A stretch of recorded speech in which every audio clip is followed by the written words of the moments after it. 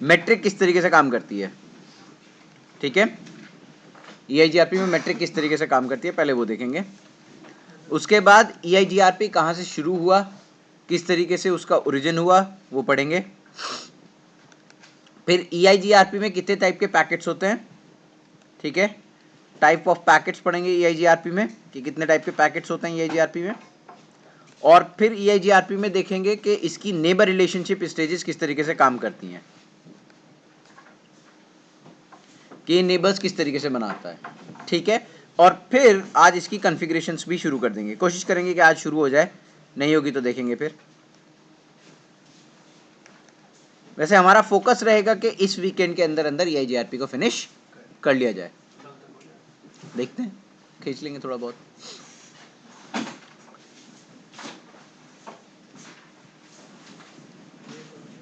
दो में होगा तो नहीं है, लेकिन कोशिश करेंगे।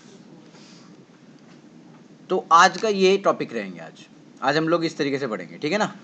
सबसे पहले गाइज देखो हमारे पास, जैसे मैंने आपको पहले भी बताया था, ज़्यादातर राउटिंग प्रोटोकॉल जो आज हम लोग यूज़ कर रहे हैं, पहले की बात नहीं कर रहे हैं, जो आज हम लोग यूज़ कर रहे हैं वो मल्टीकास्ट बेस हैं। उसका मैं रीज़न आपको पहले ही बता चुका हूँ, ठीक है ना। पिछली क्लास में मैंने आपको बताया था कि मल्टीकास्ट में सिर्फ उनको ही पास पैकेट जाता है जिनके पास हमें भेजना होता है, या जो इंटरेस्टेड पार्टीज होती हैं, ठीक है ना। बाकी के पास वो जाता ही नहीं है जो इन्होंने एक्टिवेट नहीं कर रखा होता है, ठीक है। अब गाइस बात करते हैं, हमारे पास डायनेमिक राउटिंग प्रोटोकॉल्स की एक फैमिली है जिसे हम कहते हैं डिस्टेंस वेक्टर राउटिंग प्रोटोकॉल। कौन सी फैमिली है, डिस्टेंस वेक्टर राउटिंग फैमिली, ठीक है। इस डिस्टेंस वेक्टर राउटिंग फैमिली में सबसे पुराना मेंबर जो है वो है रेस्ट इन पीस, यानी कि राउटेड इंफॉर्मेशन प्रोटोकॉल, ठीक है। उसके बाद एक हमारे पास इसका भाई था जिसे हम कहते थे IGRP, ठीक है सर। और इन दोनों के बाद Cisco guys have developed a new routing protocol as their proprietary protocol. ये प्रोप्राइटरी था, मतलब 2015 के बाद से पहले, ठीक है, 2015 से पहले सिर्फ सिस्को के device are allowed to work on EIGRP, ठीक है। बाकी के वेंडर क्यों नहीं चला सकते थे सर? चलाना और ना चलाने से क्या मतलब होता है, मतलब चला पाए या नहीं चला पाए?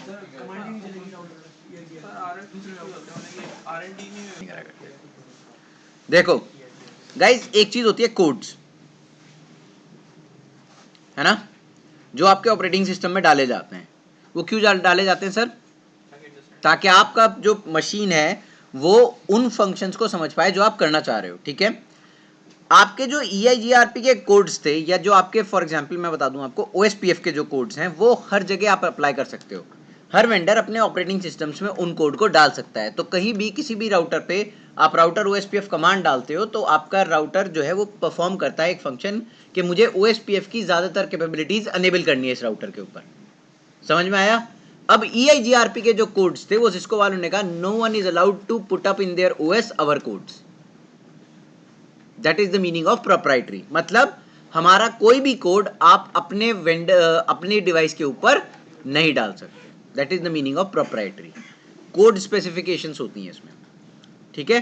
कोड स्पेसिफिकेशंस को ना डलवा पाना किसी के ऊपर, दैट इज प्रोप्राइटरी। आप कह लो कि ये मेरी प्रोप्राइटरी है, कुछ बनाया आपने और फिर आपने कहा कि ये मेरी प्रोप्राइटरी है, तो सिर्फ आप एक ऑपरेटिंग सिस्टम बनाओगे और वो कोड सिर्फ आप डाल पाओगे, ठीक है। लेकिन हुआ क्या है कि 2015 के बाद 2015 के बाद Cisco guys have open standard it out. उन्होंने कहा कि अब सारे वेंडर्स इसको यूटिलाइज कर सकते हैं, लेकिन अभी भी कुछ वेंडर्स उसको कंप्लीटली सपोर्ट नहीं कर पा रहे, ठीक है।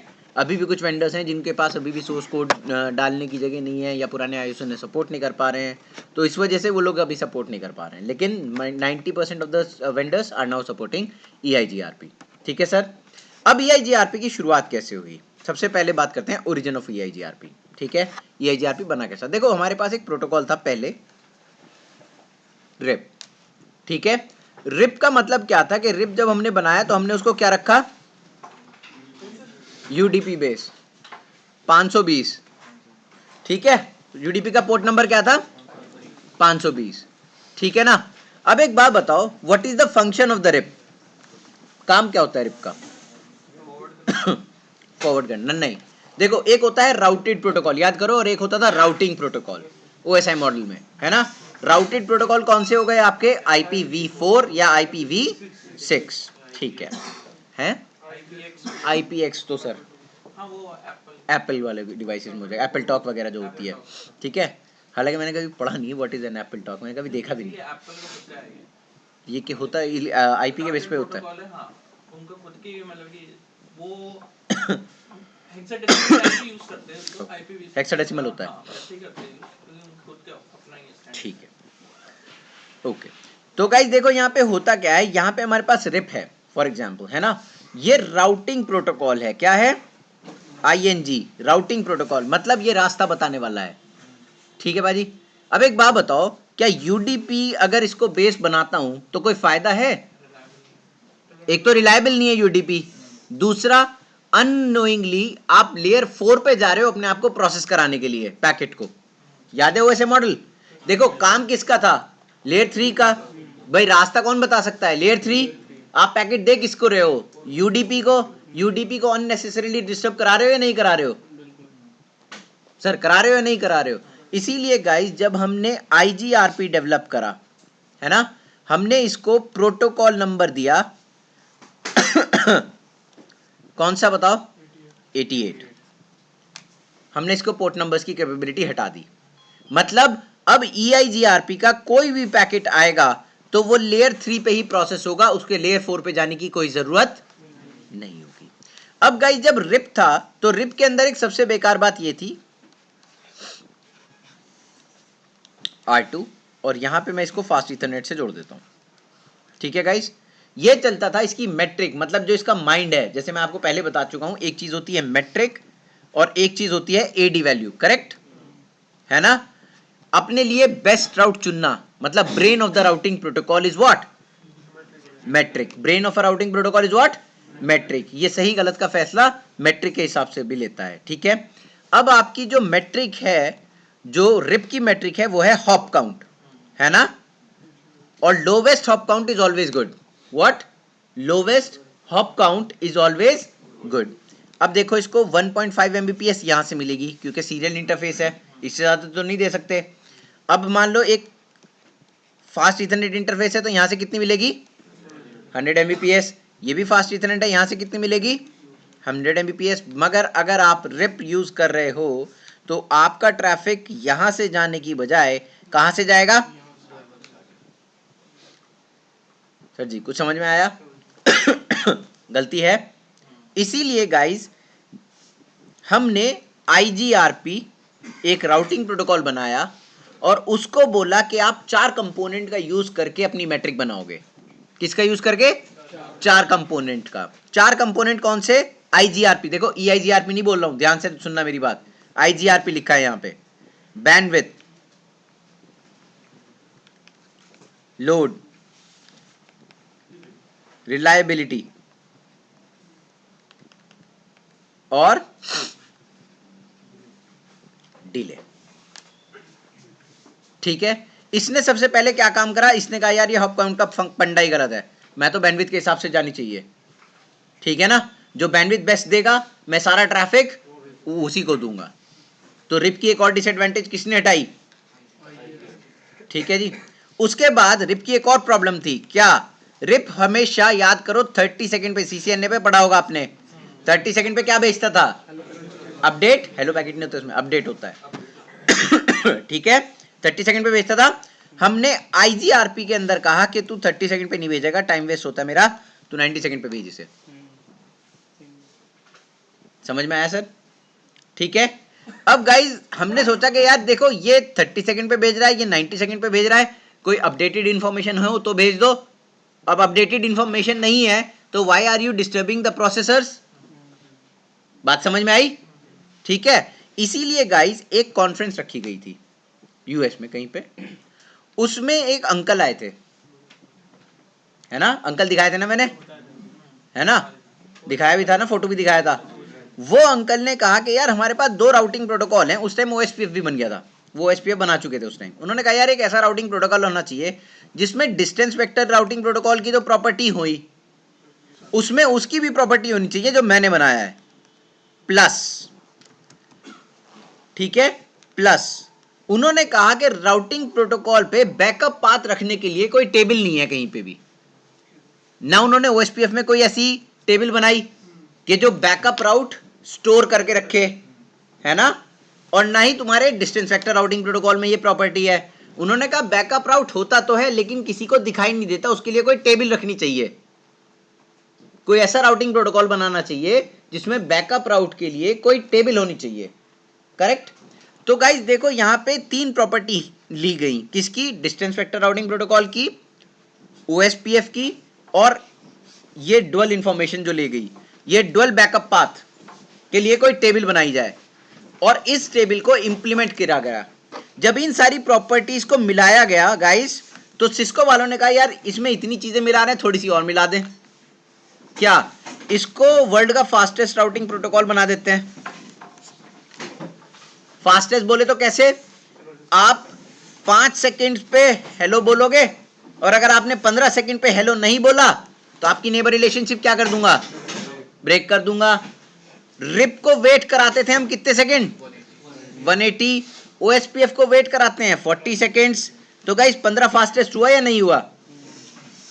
ठीक है। प्लस एक बात और कही गई कि ओएसपीएफ जब अपडेट देता है जब चेंज होता है ना, ओएसपीएफ सिर्फ जब ही अपडेट देता है जब चेंज होता है। उन्होंने कहा यार मेरे ये डिस्टेंस वेक्टर राउटिंग प्रोटोकॉल पागल है, क्यों? एक तो 30 सेकंड पे दे रहा है और एक कितने पे दे रहा है? 90 सेकंड पे, है ना। तो इन्होंने कहा यार ये प्रॉपर्टी भी हटाओ, ये ओएसपीएफ से उठा लो। तो इन सारी प्रॉपर्टीज को मिला के इन्होंने एक सिंगल राउटिंग प्रोटोकॉल बनाया जिसको उन्होंने बोला, और मिनट उन्होंने सबसे पहले इसे 2-3 राउटर पे चलाया, सबसे पहले गए उनको पेटेंट करा लिया कि अभी हमारा प्रोप्राइटरी, ये पेटेंटेड हो गया हमारे लिए। ठीक है। इस तरीके से आपका EIGRP एग्जिस्टेंस में आया। ठीक है। अब इसकी प्रॉपर्टीज पे बात करते हैं थोड़ी थोड़ी। देखो गाइस, सबसे पहली प्रॉपर्टी EIGRP की जो सबको पता होती है, क्या? फास्टेस्ट राउटिंग प्रोटोकॉल है ये। करेक्ट है ना, फास्टेस्ट राउटिंग प्रोटोकॉल है। नेबर डिस्कवरी के लिए किसका यूज करता है? हेलो प्रोटोकॉल का। इसका प्रोटोकॉल नंबर है 88। इसकी मल्टीकास्ट आईपी एड्रेस है 224.0.0.9 या 10?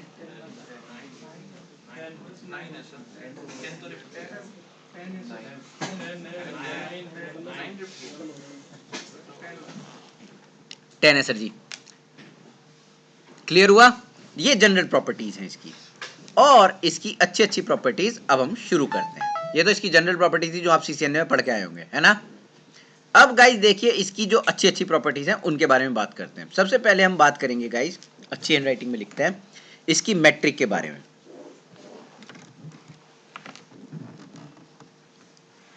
मैट्रिक EIGRP में 3 होती हैं। कितनी होती हैं? 3 मैट्रिक होती हैं। सबसे पहली मैट्रिक है इसकी कंपोजिट मैट्रिक। ठीक है सर।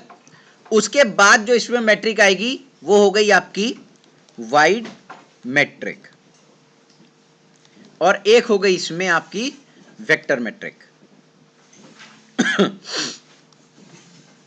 3 टाइप की मैट्रिक EIGRP यूज करता है।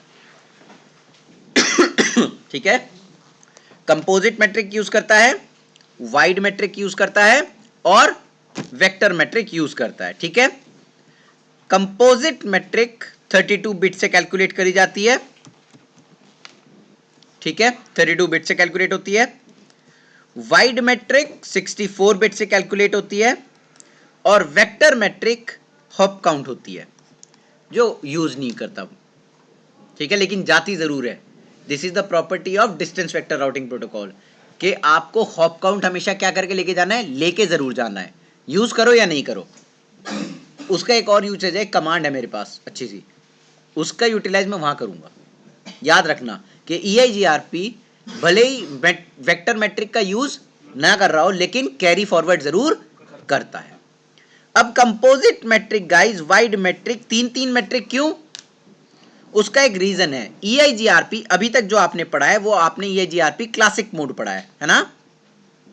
EIGRP के 2 मोड्स हैं जो अभी तक आपने CCNA में पढ़ा। वो आपने पढ़ा कौन सा मोड? Classic mode. EIGRP का एक और मोड है जिसे हम बोलते हैं क्या? Named mode EIGRP। Wide metric हम यूज करते हैं नेम्ड मोड EIGRP के अंदर। ठीक है सर। अब देखो गाइस, आप लोग सब अच्छे अच्छे स्टूडेंट्स हो, मैथ्स भी आपने पढ़ी है सबने।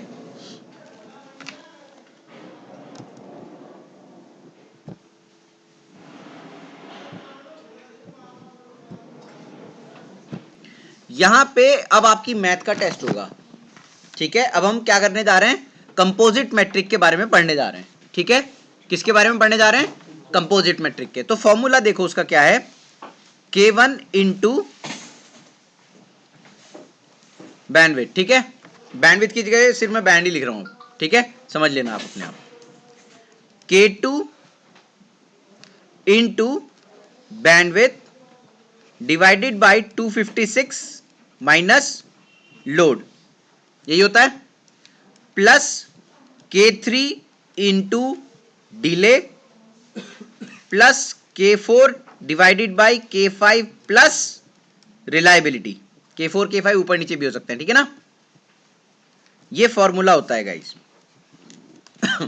कंपोजिट मैट्रिक कैलकुलेट करने का। ठीक है,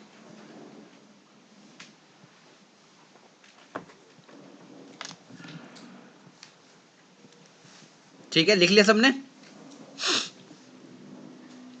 हमने पढ़ा होगा K1 बैंडविड्थ होती है, K2 लोड होता है, K3 डिले होता है, K4 और K5 क्या होता है? रिलायबिलिटी और MTU, है ना, ये पढ़ा है ना।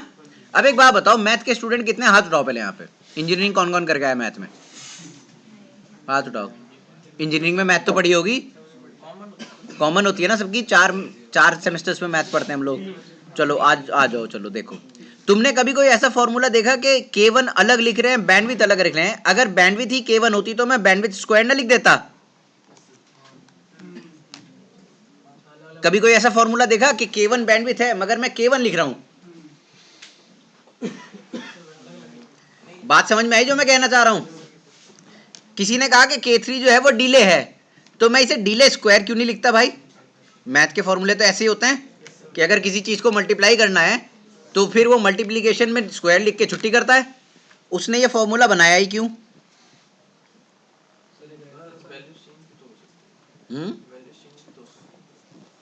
सर अगर एक इंटरफेस की मैं मल्टीप्लाई कर रहा हूँ बैंडविड्थ, एक इंटरफेस के लिए मैं EIGRP की मैट्रिक कैलकुलेट कर रहा हूँ, तो चेंज कैसे होगी? मैट्रिक बैंडविड्थ तो सेम ही होगी ना उस इंटरफेस के लिए। अभी मैंने कोई नेबर जोड़ा ही नहीं, मैंने एक सिंगल इंटरफेस पकड़ा, उस पर EIGRP एनेबल करी, अब मैं उसकी मैट्रिक कैलकुलेट कर रहा हूँ। तो अगर K1 बैंडविड्थ है और बैंडविड्थ भी बैंडविड्थ है तो बैंडविड्थ स्क्वायर नहीं लिखना चाहिए था उसे? है? देखो आराम से इस्तेमाल करना, मैं फिर कुछ और भी पूछ लूंगा। सर जी, पाजी, तुम भी तो मैथ पढ़ के आए हो ना? देखो गाइस, मैंने भी ये चीज जब पढ़ी थी तो किसी ने मुझे कहा है कि यार ये बैंडविड्थ होती है कि K1 इज ऑल्सो बैंडविड्थ और बैंडविड्थ। मैंने कहा यार ये बैंडविड्थ स्क्वायर नहीं होना चाहिए यहाँ पे। उसने कहा नहीं ऐसे नहीं होता, ये बस फॉर्मूला है, रट लो। मैंने कहा नहीं ऐसे तो नहीं होता होगा, कहीं ना कुछ ना कुछ तो होगा। तो गाइस एक बहुत अच्छा इंसान था स्कॉट मॉरिस, पता नहीं आप लोग उनसे जानते हो या नहीं जानते हो। स्कॉट मॉरिस ने कुछ इसके बारे में एक ब्लॉग लिखा है, बहुत शानदार ब्लॉग है उसका, EIGRP में आप लोग को शायद अब ना मिले बहुत पुरानी बात है। उसने कहा कि यार जो भी आपको ये K1 बैंडविड्थ बता रहा है वो गलत बता रहा है। K1 बैंडविड्थ होती नहीं है, ना K2 लोड होता, ना K3 डिले होता, ना K4 और K5 रिलायबिलिटी और MTU होता। उसने कहा कि ये K1 K2 और K3 ये वो फैक्टर्स हैं जो ये बताते हैं कि ये फैक्टर आपकी मैट्रिक कैलकुलेशन में इंक्लूड होगा या एक्सक्लूड होगा। मतलब अगर मैं K1 की वैल्यू 0 ले लूं फॉर एग्जाम्पल, तो क्या बैंडविड्थ 0 हो जाएगी अपने आप या नहीं हो जाएगी? हो जाएगी। तो इसका मतलब मैं अपने फॉर्मूले में बैंडविड्थ को यूज ही नहीं करूंगा। समझ आया? अगर मैं K3 को 0 कर दूं, है ना, तो डिले ऑटोमेटिकली 0 हो गया या नहीं हो गया? तो मैं डिले का यूज नहीं कर रहा हूं। और अगर मैं इसको 1 कर दूं तो यूज कर रहा हूं, अगर मैं इसे 5 लिख दूं तो मैं इसे 5 टाइम यूज कर रहा हूं। देखो यूज करने का मतलब ये है कि मैं अगर कोई मैट्रिक कैलकुलेट करता हूं, ठीक है, तो कौन कौन से फैक्टर मैं चाहता हूं कि मेरी मैट्रिक में इंक्लूड हों और वो किस फैक्टर से इंक्लूड होंगे वो भी मैं डिसाइड करूंगा अकॉर्डिंग टू दीज के वैल्यूज। जी, के वैल्यू ये बताता है कि मैं कौन से क्राइटेरिया को अपने मैट्रिक कैलकुलेशन में इंक्लूड करूंगा और कौन से क्राइटेरिया को किस वैल्यू में इंक्लूड करूंगा। ट्वाइस इंक्लूड करूंगा या ओनली एक टाइम इंक्लूड करूंगा, थ्राइस इंक्लूड करूंगा या 200 टाइम्स इंक्लूड करूंगा, ये मेरे ऊपर डिपेंड करेगा। ठीक है, जनरली K1 होता क्या है, K1 is bandwidth modifier. K1 is what? Bandwidth modifier. K2 load modifier. K3 delay modifier.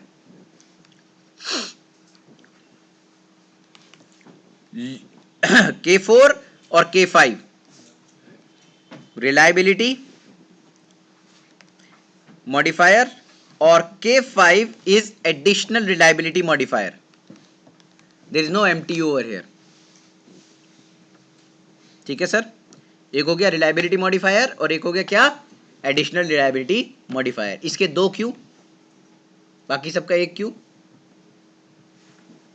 Question है या नहीं है? बैंडविड्थ के भी दो होने चाहिए थे, है ना। अब कितने लोग फील्ड में लाइन का काम कर चुके हो ये बताओ। तूने करा है लाइन का काम, करा है किसी ने? मॉडम लगाए किसी ने? लगवाए। देखो राउटर पे एक इंटरफेस पे जब भी कोई मॉडम वगैरह लगाता है ना तो वो कहता है सर चेक कर लो एक बार इंटरफेस पे ठीक आ रहा है, एरर तो नहीं आ रहा कोई भी। तो आप क्या करते हो, एरर चेक करते हो, इनपुट एरर या एक्सपुट एरर, है ना। उस पर आप रिलायबिलिटी भी देख सकते हो। अगर आपके physical condition of the wire थोड़ी बहुत भी खराब है तो आपकी रिलायबिलिटी 255/255 कभी नहीं रहेगी, वो हमेशा 250 54-53 हो जाती है। नहीं, देखो क्या होता है, उसके रीजंस होते हैं। उसके रीजन है एक्सटर्नल फैक्टर्स। क्या? एक्सटर्नल फैक्टर और इंटरनल फैक्टर, दो फैक्टर्स होते हैं रिलायबिलिटी को इंप्लीमेंट करने के लिए। किस तरीके से? एक्सटर्नल फैक्टर, बारिश हो रही है बहुत तेज, आरएफ लिंक है ना, रिलायबिलिटी गई, है ना। आरएफ लिंक गई बहुत तेज बारिश में, बहुत तेज हवा चल रही है तो भी गया, है ना। कॉपर वायर लगा रखा है, कार्बन आ गया उसमें, एरर आने शुरू हुए, उसने थोड़ा सा एक मार्क से घिसा, ठीक हो गया। ठीक है, आपके एरर बंद हो गए। ये रहा आपका एक्सटर्नल फैक्टर। आपके इंटरफेस में चोकिंग है ना, आपका इंटरफेस बार बार चोक हो जाता है, तो उसकी वजह से आपके इंटरनल फैक्टर्स की वजह से आपका रिलायबिलिटी कम हो रही है। तो याद रखना गाइस, और रिलायबिलिटी हमेशा 255/255 ही एक्सेप्टेड होती है। Reliability is what, only 255/255 accepted होती है। डिले तुम्हारा कम नीचे हो जाए कोई दिक्कत नहीं है, बैंडविड्थ ऊपर नीचे होगी कभी, बैंडविड्थ कभी ऊपर नीचे नहीं हो सकती, अभी बताऊंगा। देखो पहले रिलायबिलिटी की बात करते हैं। रिलायबिलिटी गाइस याद रखना, कोई भी इंटरफेस, कोई भी लिंक खरीदो किसी से भी, तो पहले रिलायबिलिटी चेक करना। Reliability is always accepted as 255/255 हमेशा। इससे अगर एक भी नीचे होगी तो आपका लिंक नहीं चलेगा प्रॉपर्ली पाजी। ठीक है, अब आप ऑनलाइन गेमिंग का एक वेब वो चलाते हो, कैफे, ऑनलाइन गेमिंग कैफे चलाते हो आप, है ना। तो आपको रिलायबिलिटी चाहिए होगी, एज एन एक्सटर्नल फैक्टर भी देखने पड़ेंगे और इंटरनल फैक्टर, दोनों देखने पड़ेंगे या नहीं देखने पड़ेंगे, है ना। डिले के लिए ऐसा कोई दिक्कत नहीं है, बैंडविड्थ के लिए ऐसी कोई प्रॉब्लम नहीं है। ठीक है, इसीलिए वहां पे एक एक की वैल्यूज दी गई हैं। लोड, अब देखो गाइस लोड, अब एक बात बताओ, ये चेंजेबल फैक्टर है या नहीं है? चेंजेबल फैक्टर है। अब आ जाओ लोड के ऊपर। आप सुबह 9 बजे सारे बंदे ऑफिस में, लोड हाई या लो? हाई। 2 बजे सब लंच पे, लोड अप या डाउन? डाउन। 3 बजे सारे वापस, फिर लोड हाई। पूरे दिन में कितनी बार चेंज होगा? कई बार, है ना। तो क्या लोड स्टेबल फैक्टर है? इसीलिए गाइस हम कभी भी रिलायबिलिटी को और लोड को मैट्रिक कैलकुलेशन में इंक्लूड नहीं करते। समझ में आया? क्योंकि कोई भी एक्सटर्नल फैक्टर की वजह से मेरी मैट्रिक नहीं चेंज होनी चाहिए, है ना। मेरा जो बेस्ट पाथ है वो बेस्ट पाथ रहना चाहिए। किसी भी लोड की वजह से मेरा बेस्ट पाथ ऑल्टर नहीं होना चाहिए, जो मेरा बेस्ट पाथ है वो बेस्ट पाथ ही रहना चाहिए। ठीक है गाइज, तो उसकी वजह से गाइज हम करते क्या है कि हम 3 के वैल्यूज को 0 करके चलते हैं। किनको हम K2 को उठा के क्या करते हैं 0, K4 और K5 को उठा के क्या करते हैं 0 और लेते क्या हैं, समझ में आया इनको क्यों लेते हैं, अब क्लियर हुआ मैट्रिक में। ठीक है, अब देखो डिले तो आपको पता होगा, पाजी डिले पता है क्या होता है, कुछ नहीं पता तुझे। देखो एक जगह गए वापिस आ गए,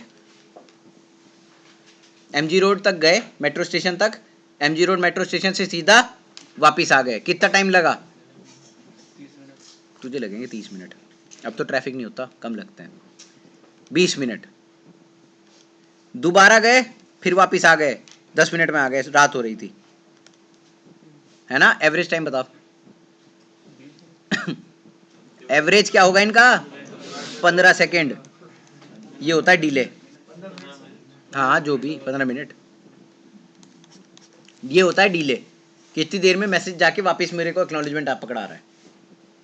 ठीक है, अब बैंडविड्थ देखो, बैंडविड्थ 2 है मेरा, मैंने मॉडेम लगाया, मॉडेम में ईथरनेट इंटरफेस है, फास्ट ईथरनेट, उसमें तुम्हें 100 Mbps मिल सकती है या नहीं मिल सकती है,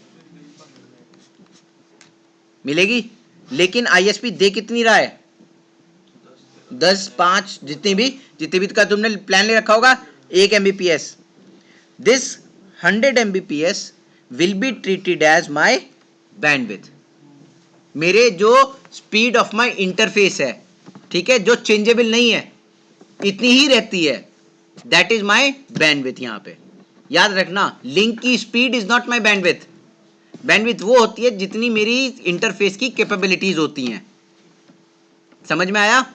देखो दो चीजें हैं यहां पे, बहुत ध्यान से सुनो मेरी बात, एक है बैंडविड्थ और एक है लिंक स्पीड, है ना। Bandwidth of the interface is how much 100 Mbps और लिंक स्पीड कितनी आ रही है 1 Mbps, समझ में आया। तो there is a difference between the two, कभी भी लिंक स्पीड को बैंडविड्थ के साथ मिसमैच मत कर लेना, समझ में आया सर। तो देखो बैंडविड्थ कांस्टेंट फैक्टर हो गई मेरे लिए, बैंडविड्थ चेंज हो जाएगी इंटरफेस की, अगर मैं 1 Mbps की लेके 10 Mbps की स्पीड ले लूं तो क्या मेरी बैंडविड्थ चेंज हो जाएगी, नहीं, बैंडविड्थ तो होती रहेगी।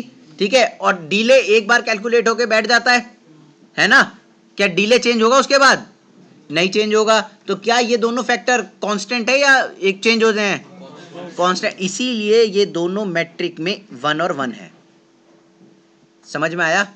अब थोड़ी सी मैथ कर लें, ठीक है। अब देखो अगर K1 के साथ इसको मल्टीप्लाई कर दूं 0 के साथ, ये पूरा फैक्टर 0 है ना, ये पूरा 0 गया है ना, और अरे सॉरी, देखो ये 0 गया है ना, और ये पूरा 0 गया ना। अब देखो क्या हो गया, K1 क्या हो गया, K1 तो 1 है, तो बैंडविड्थ लिख दूं बस यहां पे, और यहां पे डिले लिख दूं, ठीक है। अब ये तो तुम्हारी हो गई मैट्रिक, लेकिन तुम्हें मैट्रिक को 32 बिट में भी तो भरना है। देखो वर्ड साइज मैंने उस दिन भी बताया था, वर्ड साइज कितना होना चाहिए 32 बिट का, अब उसको 32 बिट में भी भरना है हमें, तो हम क्या करते हैं गाइज, यहाँ पे इसको स्केल्ड बैंडविड्थ लेते हैं, क्या लेते हैं, स्केल्ड बैंडविड्थ। सिर्फ किस लिए लेंगे पाजी, ताकि इसको 32 बिट में भर सकें।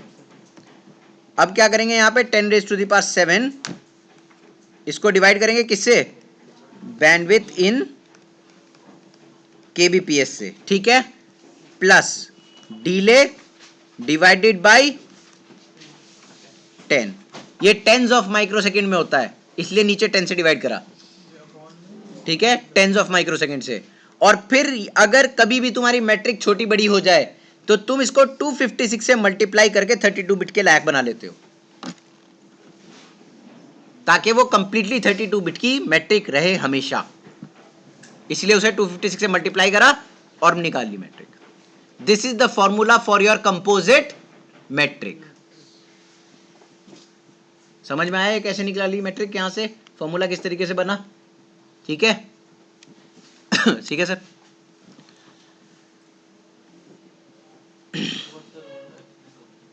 दोबारा करूं मैट्रिक को, देख सबसे पहले तो यहां पे K1 1 है ना, 0 नहीं है ये, देख यहाँ देख ये वैल्यूज देख, ठीक है, K2 0, ये पूरा 0 गया, K4 एक, इन दोनों में से कोई एक भी 0 गया, ये मान लीजिए K4 0 गया, तो ये पूरा फैक्टर 0 हो जाएगा ऑटोमेटिकली, 0 से डिवाइड करेगा किसी को 0 ही आना है, ठीक है। उसके बाद K3 1 है और K1 क्या है 1 है, तो 1 इंटू बैंडविथ 1 इंटू डिले, ठीक है। उसके बाद देख फॉर्मूला कहाँ पे निकल के आया, बैंडविथ पे और डिले पे। अब मैं बैंडविथ और डिले को 32 बिट में नहीं भर सकता डायरेक्टली, छोटी बड़ी भी तो हो सकती है मेरी बैंडविथ, है ना। 32 बिट के साइज में नहीं आई वर्ड साइज में, तो मैं क्या करता हूँ यहाँ पे बैंडविथ को स्केल्ड बैंडविथ लेता हूँ, और स्केल्ड बैंडविथ लेने के लिए 10⁻7 divided by bandwidth in kbps लिखा, ये स्केल्ड बैंडविथ का फॉर्मूला है, ठीक है। डिले के लिए टेंस ऑफ माइक्रोसेकंड्स में डिले लिया, तो डिले डिवाइडेड बाय 10, और इसको फिर मल्टीप्लाई करा किसके साथ 256 के साथ, ताकि ये कंप्लीटली किस में फिल हो जाए 32 बिट की मैट्रिक में। सर जी क्लियर हो गया इतना। कुछ इंटरफेसेस होते हैं, कौन कौन से होते हैं चलो आज बताओ। एक तो ईथरनेट हो गया, ये पुरानी बात है, ईथरनेट बहुत पीछे चले गए। फास्ट ईथरनेट शुरू करते हैं, फास्ट ईथरनेट है ना, गिग है ना, 10 गीगाबिट हो गया, 40 गिग वो तो फिर बड़े बड़े इंटरफेस हो गए, 100 गीगा हो गया, और एक मेरा सीरियल भी होता है ठीक है सर जी। इसका डिले है 100, इसका डिले है क्या 10, और फिर बस सबका डिले कितना है 10 से नीचे डिले नहीं जा सकता, 10 माइक्रोसेकंड से, उससे छोटी कोई वैल्यू नहीं है हमारे पास डिले के लिए। वैसे ही ये कांस्टेंट है, टेस्टेड के बाद कांस्टेंट करके, टेस्ट के बाद कांस्टेंट करके रखी हुई है। उसके बाद सीरियल के डिले कितना होता है 20,000 माइक्रो, इसका डिले इतना होता है जी, हाँ जी 10,000 होता है।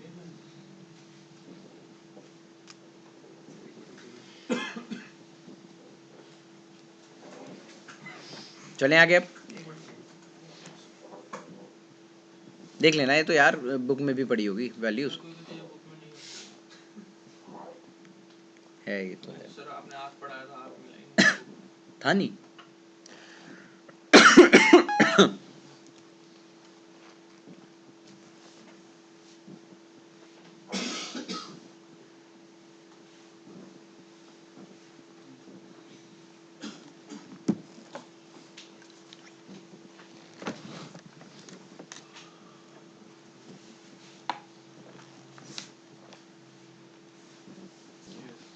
अब गाइस देखो, अब इसकी मैट्रिक कैलकुलेट करते हैं इंटरफेस बेस पे, किस तरीके से कैलकुलेट होती होगी, है ना। 10⁻7 में कितने जीरो 7, 1 2 3 4 5 6 7, डिले कितना 100, इसको डिवाइड करा 10 से और इसको लिख दिया 256। बैंडविड्थ बताना कितनी हो, 0 होंगे, इतने होंगे ना भाई। 1 MBPS में 1024 हटा दिए, मैं 1000 ले लेता हूँ, है ना, तो देखो इतने ही होंगे, करेक्ट। 100 MBPS में 100 MBPS में इतने ही होंगे, है ना। 5 से 5 गया भाजी, चलो आज टेस्ट है तुम्हारा, बताओ कितना होगा यहाँ पे 10, बस तो हो गया पाजी तुम्हारा, तो फिर 110 इंटू, जल्दी बता कितने होंगे, जल्दी करना, कोई मोबाइल खोल के कैलकुलेट यार। 28160, देखना इतना होगा क्या,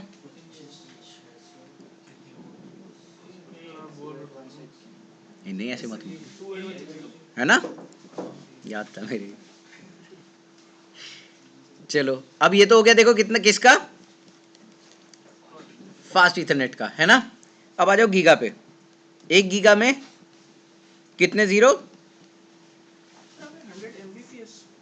हाँ 100 हो गए, बाकी 6 जीरो बाद में नहीं होएगी, 6 क्यों होंगे, मेगाबिट्स मैं kbps में निकाल रहा हूँ ना, अगर मैं बिट्स में निकालता तो 6 आते, kbps लिखा ना मैंने, ये देखो ये 6 लिख दिए यहाँ पे। अब ये 100 MBPS is equal to 1 giga होता है ना, पक्का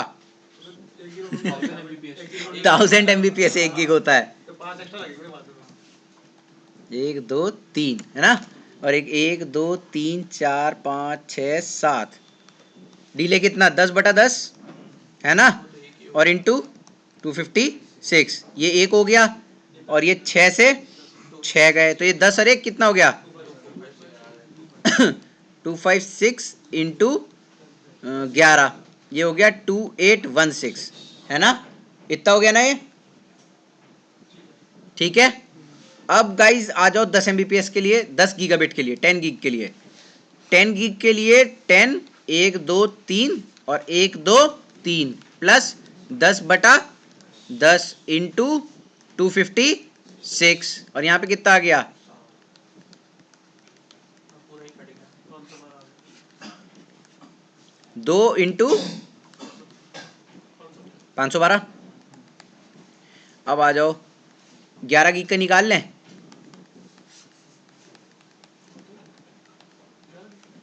ऐसे ही मेरे कौन से पैसे लग रहे हैं,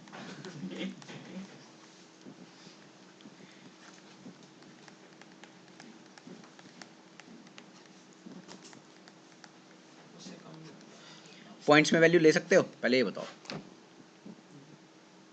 आएगा नहीं पॉइंट में, 256 से मल्टीप्लाई होगा। नहीं, ये तो आएगा ना पॉइंट्स में, हाँ वो आएगा, हाँ कितना ले सकते हैं हम पॉइंट्स में वैल्यू, हमारे यहाँ तो पॉइंट्स होते नहीं, वो माइक्रो है ना, सेकंड पर हम तो 0 ले लेंगे सीधा सीधा। 0 प्लस क्या हो जाएगा, 1 इंटू 256। अब देखो प्रॉब्लम खड़ी हो गई यहाँ पे बहुत बड़ी, क्या, अब आप 11 गीग के लिए आपकी मैट्रिक कितनी निकल के आई है EGRP में, 256, है ना। अगर मैं 40 गीग की बात करूँ अब आपसे, किसकी बात करूंगा अब मैं, 40 गीग की, तो डिले कांस्टेंट है, डिले नहीं हट रहा है, तो 10 1 2 3 और 1 2 3 सब पॉइंट्स में लेते ही नहीं है, 0 0 0 0 0 0 प्लस 10/10, डिले से छोटा हो ही नहीं सकता, इंटू 256। अब देखो, अब आप डेटा सेंटर की बात करो थोड़ी सी मेरे साथ, डेटा सेंटर में आपने लिए एक राउटर, यहां पे भी देखो मैट्रिक कितनी निकल के आएगी इसकी, 256।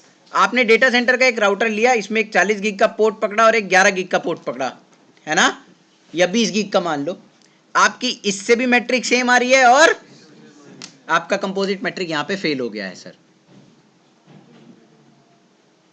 इक्वल कॉस्ट लोड बैलेंसिंग करने लगा ये, इसको बोलते हैं undesirable equal cost load balancing. मतलब मैंने 2 बड़े बड़े इंटर राउटर खरीदे, उसके लिए मैं एक नई वो फाइबर जुड़वाई, 40 गीग का पैसा दिया, और वो 11 गीग और या मान लो 20 गीग में और 40 गीग में इक्वल कॉस्ट लोड बैलेंसिंग कर रहा बैठ के, प्रॉब्लम है सर जी, है ना। तो मेरा तो बैंड बच जाएगा।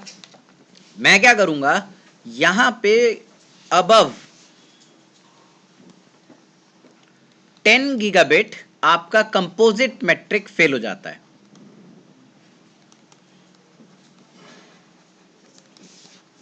अनडिजायरेबल इक्वल कॉस्ट करने लगता है, ठीक है।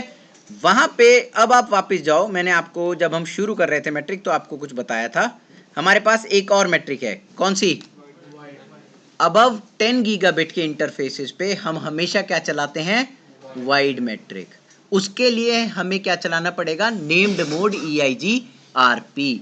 वाइड मैट्रिक गाइस सिर्फ किस में चलती है,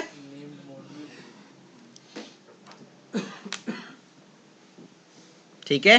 देखो दोबारा बता रहा हूं, बहुत ध्यान से सुनो मेरी बात, लिखने के लिए रोक ले थोड़ी, मैं दे दूंगा टाइम लिखने के लिए, अभी पहले मेरी सुन लो।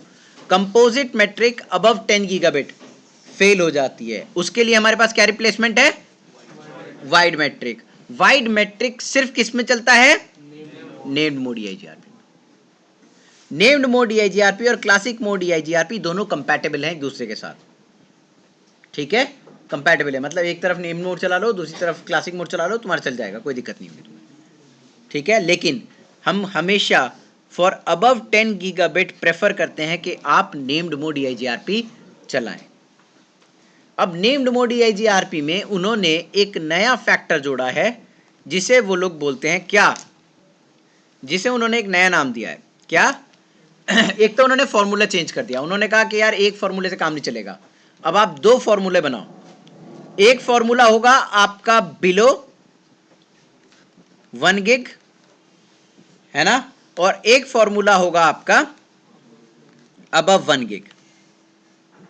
2 फॉर्मूले बनाए उन्होंने, एक तो उन्होंने कहा कि नीचे के लिए पकड़ो, और एक उन्होंने कहा ये ऊपर वाले पे चलेगा, ठीक है। उसके बाद उन्होंने एक और फैक्टर जोड़ा उसमें K6 का, जिसे सिस्को ने बोला कि ये है एनर्जी और जिटर। जब मैंने इसके बारे में पढ़ने की कोशिश करी तो मुझे एक बहुत बड़ा बड़ा वर्ड समझ में आया, this will be used in the future. Cisco ने भी डिस्क्लोज नहीं कराया ये किस तरीके से यूज होगा फॉर फ्यूचर यूज।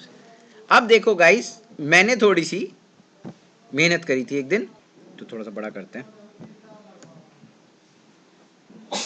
इतना बड़ा ठीक है। देखो मैं इसे पढ़ के सुना देता हूं आपको शायद पढ़ने में थोड़ी सी डिफिकल्टी हो रही होगी। ये एक कटआउट है सिस्को के किसी एक पेज पे था, ठीक है, वहां से मैंने इसको हटा लिया था। तो इसमें लिखा है कि enhanced interior gateway routing protocol cost metric, composite cost metric calculating using the bandwidth, delay, reliability, load and the K values, interface of ether channels resulting in incorrect or inconsistent routing behaviors। ये equal cost load balancing की बात कर रहे हैं यहाँ पे। The lowest delay that can be configured on an interface is 10 microseconds या कुछ भी, such as 10 gigabit interfaces or high speed interface channel together will appear to EIGRP as undesirable equal cost load balancing। To resolve this issue EIGRP wide metric support 64 bit metric calculation, जो कि आपको एक 4.2 terabyte के interfaces तक के लिए different matric calculate करके दे सकता है। ये इसने लिखा है इसमें।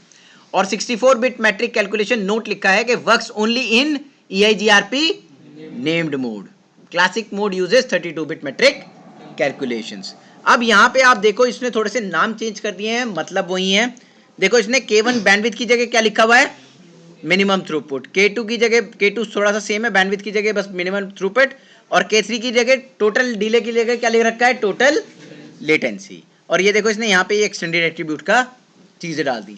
लेकिन अभी भी हम सिर्फ यूज किसका कर रहे हैं, देखो K1 एंड, ठीक है,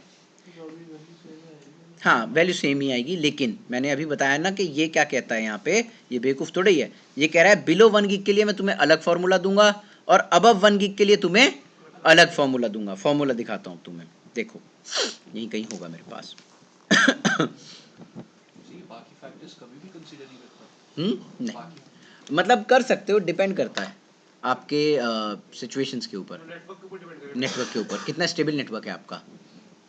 अब रिलायबिलिटी तो कहीं भी कम हो सकती है ना, तो उसको तो कभी, अब तो क्या कहते हैं, आपका लोड कभी भी कांस्टेंट रह नहीं सकता, तो कांस्टेंट के चक्कर में अपनी क्यों बेस्ट पाथ की तरह दर कराई, तो इस वजह से हम लोग यूज नहीं करते। K1 की थ्री वैल्यूज है मेरी, आपने कहा 1 की सकती है, 2 की 3 की हाँ। सकती है, वो किस पे डिपेंड करते हैं, मतलब कम में ये एक्चुअली क्या होता है कि जब हमारे पास ये थोड़ी मैथमेटिक्स घुस जाती है इसमें। अब गाइस देखो यहाँ पे ये रहा तुम्हारा फॉर्मूला अबव 1 गीगाबिट और बिलो 1 गीगाबिट। देखो इसने करा क्या है, करा इसने कुछ नहीं है, इसने सिर्फ इस तरीके से इसे लिखा है। मैं आपको लिख के दिखा देता हूँ, आपको अब यही समझ में आ जाएगा। देखो यहाँ पे इसने कहा कि जो मिनिमम थ्रूपुट का फॉर्मूला है वो क्या हो जाएगा, 10⁻⁷ इंटू 65536। अब 65536 क्या है, जैसे 256 था ना वहां पे, वैसे ही ये 65535 है। क्यों, क्योंकि वहां पे सिर्फ हमें 32 बिट में फिट करना था, यहाँ पे कितने में फिट करना है, 64 बिट में। तो देखो सबसे पहले फॉर्मूला क्या हो गया, 10⁻⁷ इंटू, ठीक है, डिवाइडेड बाई, अभी पहले सिर्फ मैं मिनिमम थ्रूपुट बता रहा हूं, बिलो और अबव नहीं, ठीक है। ये रहा मिनिमम थ्रूपुट, ठीक है। अब देखो इसने यहां पे कुछ और बात कही है, इसने कहा है कि अगर आप टोटल लेटेंसी बिलो 1 गीग लेके चल रहे हो, क्या, बिलो 1 गीग, तो आपका फॉर्मूला हो जाएगा क्या, डिले इंटू 655 डिवाइडेड बाई 10। देखो इतना ही बताया इसने, ठीक है जी। ये है आपका बिलो 1 गीग का फॉर्मूला, और इसे मल्टीप्लाई कर लो 65535 से, और यहां डिले जो है ना वो पिको सेकंड्स में कैलकुलेट होता है, -12 पिको सेकंड्स में, ठीक है। इतनी बड़ी वैल्यू निकल के आती है उसकी, ठीक है। उसके बाद गाइस अब आप बात करते हैं किसकी, अबव 1 गीगाबिट की। अबव 1 गीगाबिट में उसने बहुत बढ़िया खेल करा है। देखो मिनिमम थ्रूपुट तो चेंज नहीं हो रहा है, लेकिन टोटल लेटेंसी उसने खेल कर दिया। टोटल लेटेंसी में उसने क्या खेल करा, उसने कहा total latency will be calculated like this, ये पूरा फैक्टर डिवाइड होगा किससे? बैंडविड्थ से। उसने अबव 1 गीगाबिट पे डिले को फॉर्मूले से ही निकाल दिया, जिसकी वजह से तुम्हें प्रॉब्लम हो रही थी।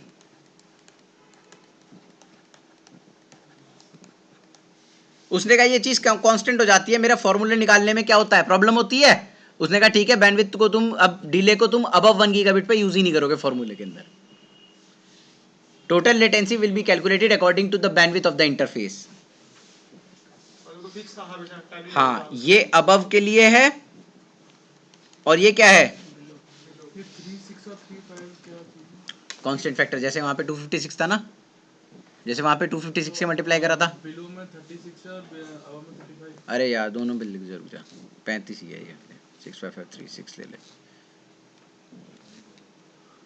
ठीक है, ले बिलो।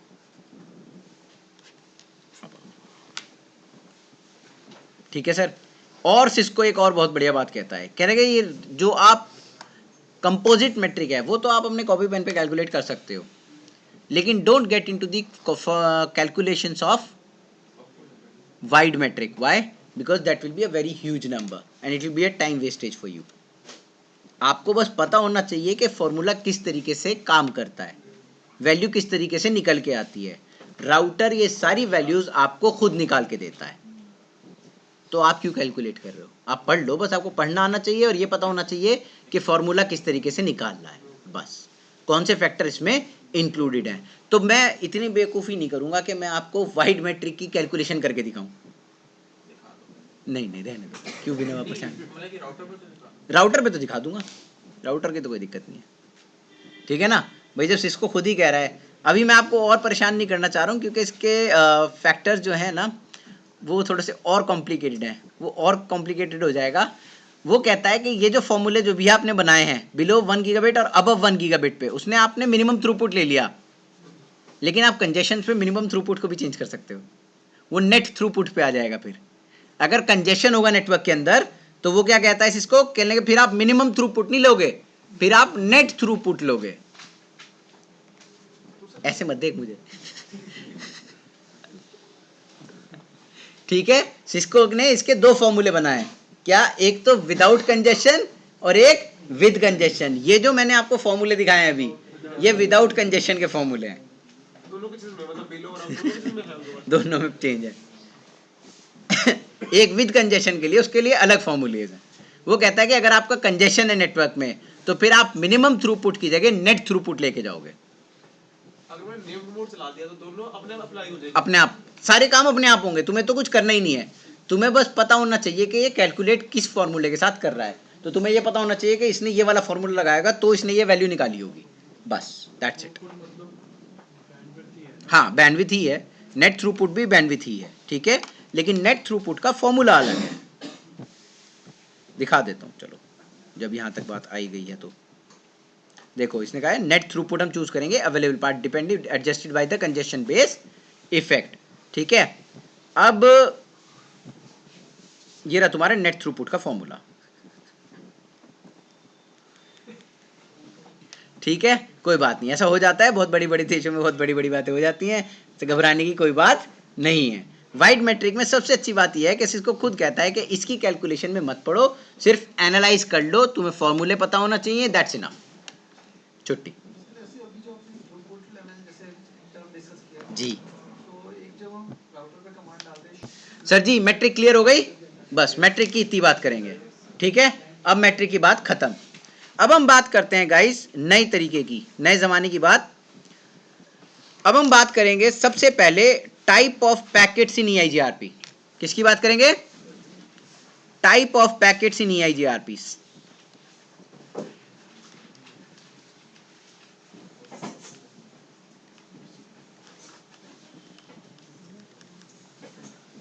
मैट्रिक क्लियर हो गई सर, फॉर्मूले पता लग गए किस तरीके से काम कर रहे होंगे, है ना, कर लेंगे अब अपने आप।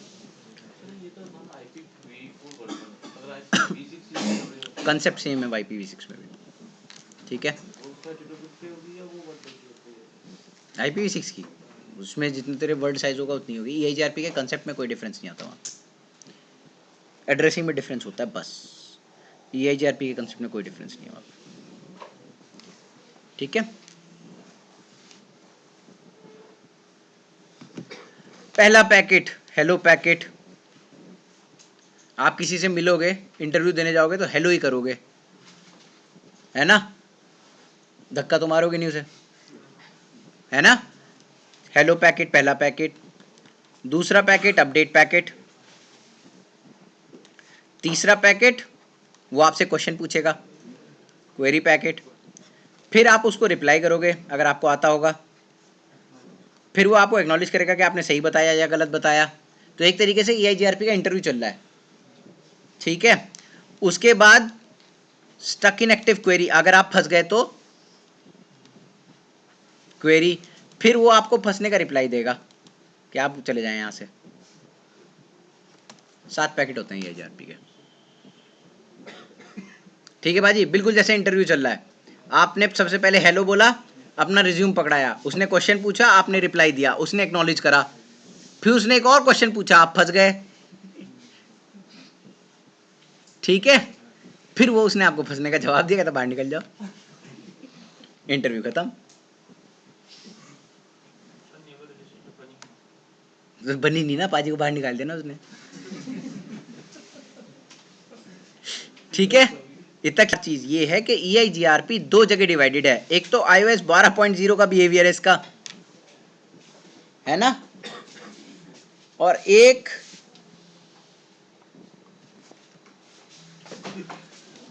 15.0 का बिहेवियर है, दोनों पढ़ने पड़ेंगे, ठीक है। पढ़ा तो मैं और भी दूं, लेकिन फिलहाल 12.0 और 15.0 दोनों का बिहेवियर पाजी अलग है। सोच, जब EIGRP का बिहेवियर अलग है, तेरा बिहेवियर कितना अलग होगा फिर।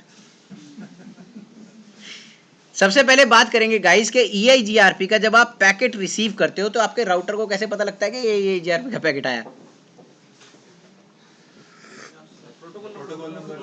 प्रोटोकॉल नंबर से। EIGRP का अंदर 7 मैसेज दिखाए आपको, उसे कौन सा पता लगेगा कौन सा पैकेट कहां से आया? ऑपकोड से। चलो अब आप बात करते हैं सबसे पहले EIGRP के हेडर की, उसके लिए खोलते हैं किताब।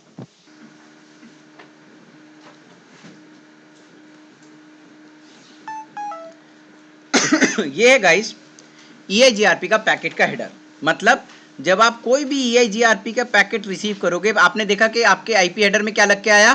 प्रोटोकॉल 88, ठीक है। उसके नीचे आपको एग्जैक्टली ये पैकेट मिलेगा हमेशा, ठीक है। इमीडिएटली नीचे उसके क्या मिलेगा आपको? ये पैकेट मिलेगा। इसमें सबसे पहले तो वर्जन लिखा है, तो EIGRP में अभी तक कोई ऐसा नहीं आया कि वर्जन 2 हो उसके अंदर, ठीक है। या तो क्लासिक मोड है या नेम्ड मोड है, वर्जन कोई नहीं है उसके अंदर। उसके बाद गाइस सबसे पहले क्या है? Op code. अब ऑप कोड की एक लिस्ट है, तो देखो ये लिस्ट है ऑप कोड की। एक नंबर पे क्या है? तीसरे नंबर पे क्या है? फिर क्या है? फिर हेलो है, और फिर स्टकने। इसमें एक्नॉलेजमेंट तो है ही नहीं। देखो, there is no packet in the EIGRP known as acknowledgement packet. Hello के अंदर एक लग के आएगा, वही बोलोगे क्या? Acknowledgement packet. EIGRP के अंदर एक्नॉलेजमेंट पैकेट होता नहीं है। हम हेलो के अंदर अगर एक्नॉलेजमेंट फ्लैग लग के आ रहा है तो उसी को अज्यूम कर लेते हैं कि ये हमारा क्या है? एक्नॉलेजमेंट पैकेट है। होता वो हेलो पैकेट ही है, ठीक है सर। उसके बाद देखो यहाँ पे, अब दोबारा हो, चेकसम पता है क्या है? एरर डिटेक्शन के लिए, लेकिन सिर्फ किसके हेडर पे लगेगा? फ्लैग 2 हैं, एक तो कंडीशनल रिसीव है, ठीक है, और एक इनिट फ्लैग है। ये 12.0 की बात कर रहा हूं मैं अभी। सीक्वेंस नंबर एक्नॉलेजमेंट की नंबर की बात हम कब करेंगे? बाद में, अभी नहीं कर रहे हैं, थोड़ी देर बाद में बात करेंगे इसकी। उसके बाद क्या है गाइस? अगर 2 राउटर को भाई भाई बनना है, सेम होने चाहिए, ये तो पता है, ठीक है। अब क्या? मेरी तो IGP है ना इधर से। तो मेरा नंबर तो सेम होने चाहिए यहाँ पे और यहाँ पे। अगर ये फील्ड मिसमैच हो गई तो पैकेट को यहीं डिस्कार्ड कर दूंगा, आगे प्रोसेस ही नहीं करूंगा, ठीक है सर जी। क्लियर हो गया ये पैकेट? इसको बहुत ध्यान से देख लिया। इसमें एक चीज लग के आ रही है, क्या? TLVs, ठीक है ना। अब इसकी भी बात करेंगे। अब हम बात करते हैं गाइस नए हेडर की। ये तो था 12.0।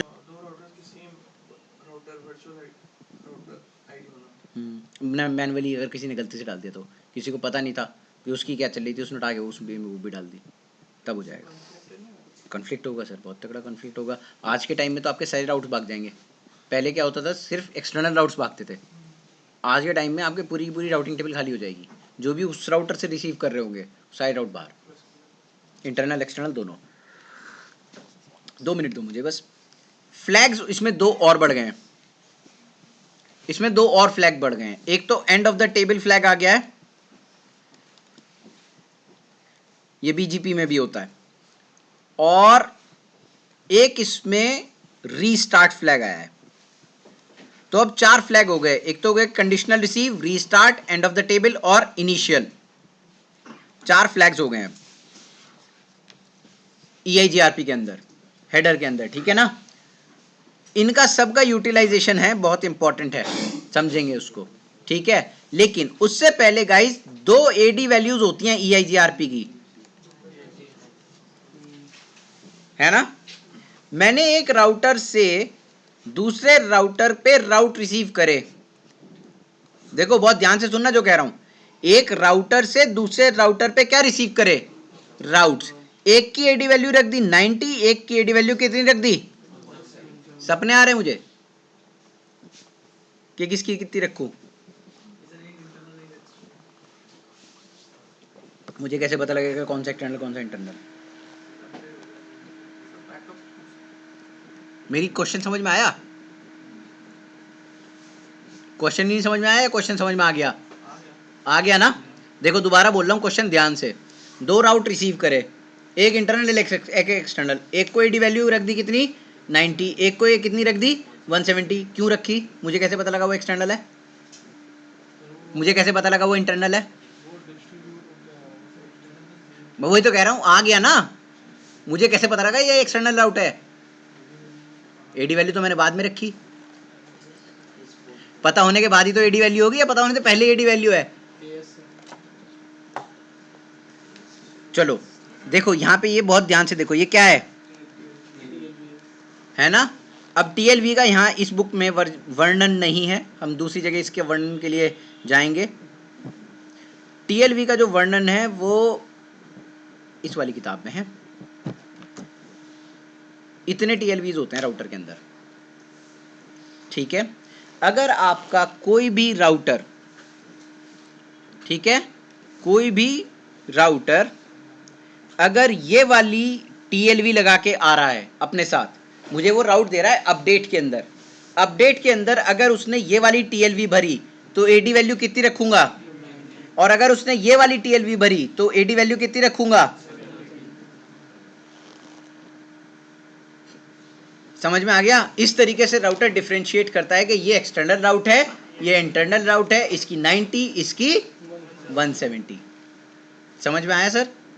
2 एडी वैल्यूज हैं इसके अंदर, ताकि हम इंटरनल राउट को और एक्सटर्नल राउटर को डिफरेंशिएट कर पाए। अब देखो गाइज, आपको याद होगा जब आपने कभी अगर रीडिस्ट्रीब्यूशन किया है, किसी ने रीडिस्ट्रीब्यूशन, यहाँ पे आप मैट्रिक वैल्यू डालते हो ना, है ना। उस मैट्रिक वैल्यू को क्यों डालते हो वो भी आपके समझ में आ जाएगा। देखो ये वैल्यूज तो जाती है, मैं तुझे बता रहा था TLV में, ये EIGRP के पैरामीटर की भी एक TLV जाएगी। उससे पहले ये देखो गाइज, आपको पता है EIGRP कंसेप्ट यूज करता है किसका, राउटिंग बाय रूमर का। याद करो, मैंने संडे में बताया था पिछली बार, राउटिंग बाय रूमर का कंसेप्ट। राउटिंग बाय रूमर का कंसेप्ट क्या होता है कि तुम मुझे ये नहीं बता रहे हो कि तुमने कहां से रिसीव करा था, करेक्ट। तुम बता रहे हो कि अगर इस राउटर तक जाना है तो मैं तेरा बेस्ट राउट हूं, है ना। वो पता कैसे चलता है, देखो ये जो नेक्स्ट स्टॉप है ना, ये हमेशा क्या जाएगा 0.0.0.0। ये नेक्स्ट स्टॉप का concept he routing by rumour है। ये जो नेक्स्ट स्टॉप का कंसेप्ट है ना, यही राउटिंग बाय रूमर है। ये क्या कराता है कि आपने एक राउट रिसीव करा, जब आपने मुझे दिया, मैंने इनको दिया, है ना। आपने मुझे क्या करा, नेक्स्ट स्टॉप क्या लगा के भेजा 0.0.0.0। मतलब जो आपने मुझे वैल्यू दी, आपने मुझे ये नहीं बताया कि आपने कहां से रिसीव करी, आपने बस मुझे इतना बताया कि अगर आपको यहां जाना है तो नेक्स्ट स्टॉप इज व्हाट, ये वाले भाई।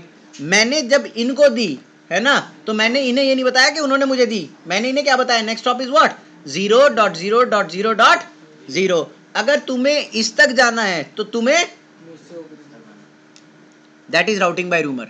मैं इनको ये नहीं बता रहा हूं डायरेक्टली चले जाओ, समझ में आई? ये डायरेक्टली भी जा सकते हैं, लेकिन ये डायरेक्टली जाएंगे नहीं। क्यों? क्योंकि मैंने नेक्स्ट हॉप क्या दिया है, 0.0.0.0, that is routing by rumour. Next hop का concept in EIGRP is routing by rumour. तो अब अगर कोई आपसे क्वेश्चन पूछे कि EIGRP में राउटर बाय रूमर क्या होता है, इतना बता देना बस, इंप्रेस तो हो ही जाएगा तुमसे। ठीक है सर जी, समझ में आया सबके क्लियरली? बिल्कुल ठीक है। उसके बाद देखो ये नेक्स्ट हॉप के बाद देखो ये TLV लग के आ रही है, और डिले ये तो आपको पता ही है क्या होता है। एक हॉप काउंट दिखाई दे रहा है, हॉप काउंट का बिहेवियर क्या होता है, मैंने बताया था ना, हॉप काउंट हमेशा जाता है चाहे किसका कोई यूटिलाइजेशन हो ना हो। और देखो ये प्रीफिक्स लेंथ और डेस्टिनेशन, डेस्टिनेशन जो राउट तुम दे रहे हो और उस राउट की सबनेट मास्क क्या है, वो दोनों इंफॉर्मेशन यहाँ आ जाती है। क्लियर हो गया सर? आगे चलें। इंटरनल राउट का, ये इंटरनल राउट के साथ सारी इंफॉर्मेशन लग के जाएंगी। जब आप इंटरनल राउट के लिए दोगे किसी को तो ये सारी इंफॉर्मेशन जाएंगी। अब बात कर लेते हैं एक्सटर्नल राउट की जल्दी से। एक्सटर्नल राउट में क्या होता है गाइज? एक्सटर्नल राउट में आपके पास देखो कितनी सारी चीजें हैं यहाँ पे। नेक्स्ट हॉप है, किस राउटर ने रीडिस्ट्रीब्यूशन कराया, ओरिजिनेटर राउटर, उसकी राउटर आईडी क्या है। जिस राउटर ने रीडिस्ट्रीब्यूशन किया उस पे AS नंबर कौन सा चल रहा है, ओरिजिनेटिंग ऑटोनोमस सिस्टम नंबर। कोई टैग लग के आ रहा है या नहीं आ रहा है? ठीक है। अगर मैंने रिप से रीडिस्ट्रीब्यूशन कराया तो रिप की मैट्रिक क्या है, हॉप काउंट। OSPF की क्या है, कॉस्ट। तो वो सारी कहां पे आएगी, एक्सटर्नल प्रोटोकॉल मैट्रिक के ऊपर। कौन से प्रोटोकॉल के साथ रीडिस्ट्रीब्यूशन कराया है, ये रहा एक्सटर्नल प्रोटोकॉल आईडी। फ्लैग मतलब एक डिफॉल्ट राउट के लिए फ्लैग आता है इसमें लग के, बस और कोई फ्लैग नहीं है इसमें। और बाकी ये फैक्टर जो याद करो, अब तुम मैट्रिक देते थे ना उसके साथ, रीडिस्ट्रीब्यूशन राउट के साथ, है ना, मैट्रिक देते हैं ना रीडिस्ट्रीब्यूशन के साथ। वो मैट्रिक इसलिए देते हैं ताकि हम उस मैट्रिक को यहाँ पे भर पाए इन सारे फैक्टर्स के अंदर। डिले को डिले की जगह भरेंगे जो भी आप दोगे, बैंडविड्थ को बैंडविड्थ की जगह दोगे, फिर MTU को MTU की जगह, लोड और रिलायबिलिटी। क्या कभी 0-0 भेज सकते हो? नहीं। क्यों? क्योंकि ये फैक्टर चाहे 1 डाल दो लेकिन 0 नहीं डाल सकते आप रीडिस्ट्रीब्यूशन के टाइम पे। क्यों? क्योंकि आपको वैल्यू कहां बढ़नी होती है, यहां पे। समझ आ गया सर? क्लियर है? ठीक है, बिल्कुल क्लियर। आगे चलें। चलो अब गाइस देखो और भी बात है यहाँ पे, थोड़ी बहुत ही रह गई हैं बस।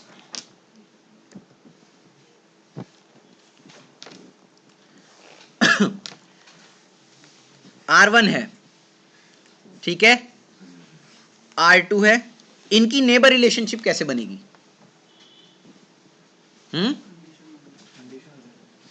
है ना, देखो इसका AS नंबर सेम होना चाहिए, 11 है तो यहां पे भी क्या होना चाहिए, K वैल्यूज क्या होनी चाहिए, सेम होनी चाहिए। ठीक है। अब गाइस देखो यहां पे सबसे इंपॉर्टेंट बात कि आप फिर इसकी तरफ क्या भेजोगे और उसकी तरफ से क्या रिसीव करोगे, हेलो पैकेट, है ना। ये सारी इंफॉर्मेशन किसके अंदर आ जाएंगी, हेलो पैकेट के अंदर आ जाएंगी, है ना। अब गाइज हम पढ़ेंगे कि EIGRP के दो राउटर आपस में राउटिंग की नेबर रिलेशनशिप किस तरीके से फॉर्म करते हैं, जो बहुत सारे फैक्टर्स हैं। देखो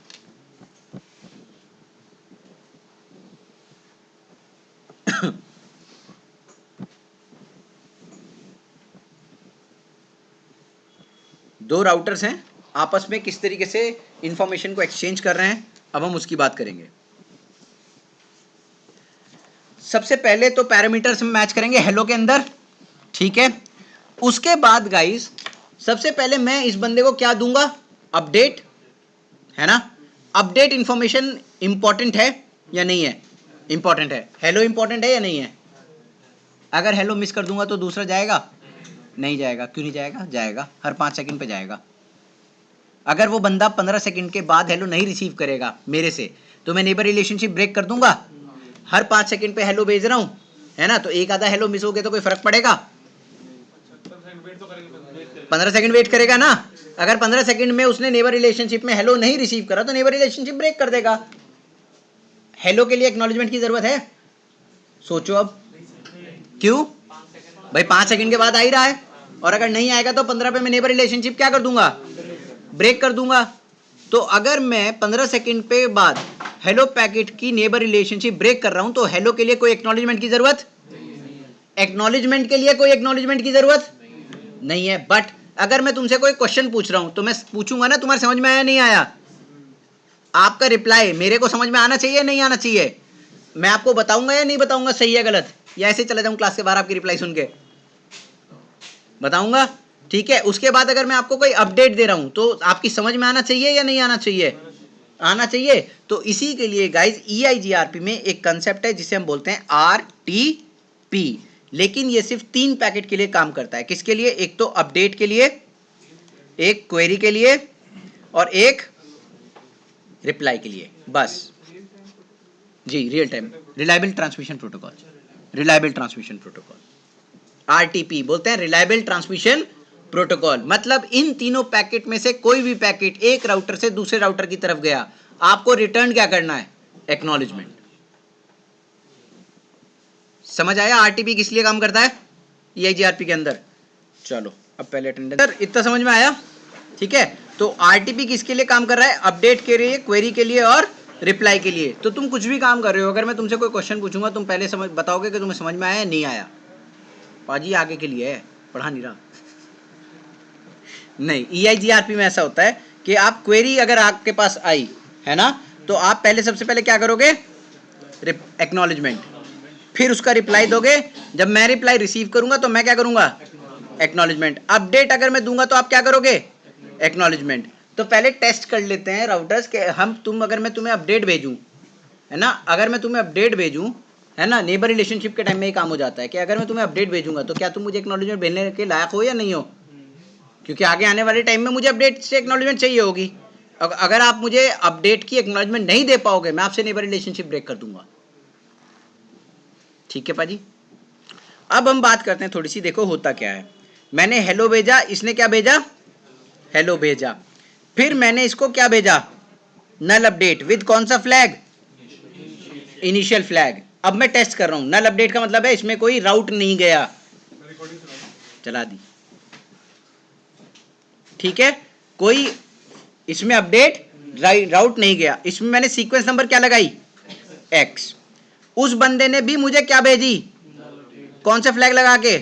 इनिशियल फ्लैग। और उसने एक्नॉलेजमेंट कौन से नंबर के साथ दिया? तो ये X के साथ मैच हो गया या नहीं हो गया? ठीक है। और उसके बाद इसने सीक्वेंस नंबर क्या लगाई? Y। और मैंने इसे एक्नॉलेजमेंट क्या करा? Y। 3 वे हैंडशेकिंग हो गया या नहीं हो गई? तीस भी नहीं है, EIGRP है। सर जी क्लियर हुआ? उसके बाद मैंने इसे राउट भेजना शुरू करे। फिर इसने क्या करा? जैसे इसने राउट रिसीव करे, है ना, जैसे इसने क्या करा? राउट रिसीव करे, इसने फौरन इस पे मैट्रिक की कैलकुलेशन शुरू कर दी और बेस्ट राउट और नॉन बेस्ट राउट और ये वाले राउट और वो वाले राउट को इधर आधर डालना शुरू कर दिया। अब कौन सा राउट कहाँ जाएगा वो बात करते हैं। देखो 3 टेबल बनेगी अब यहाँ पे। एक बनेगी कौन सी? एक बनेगी राउटिंग टेबल और एक और टेबल बनेगी टोपोलॉजी और लिंक्स।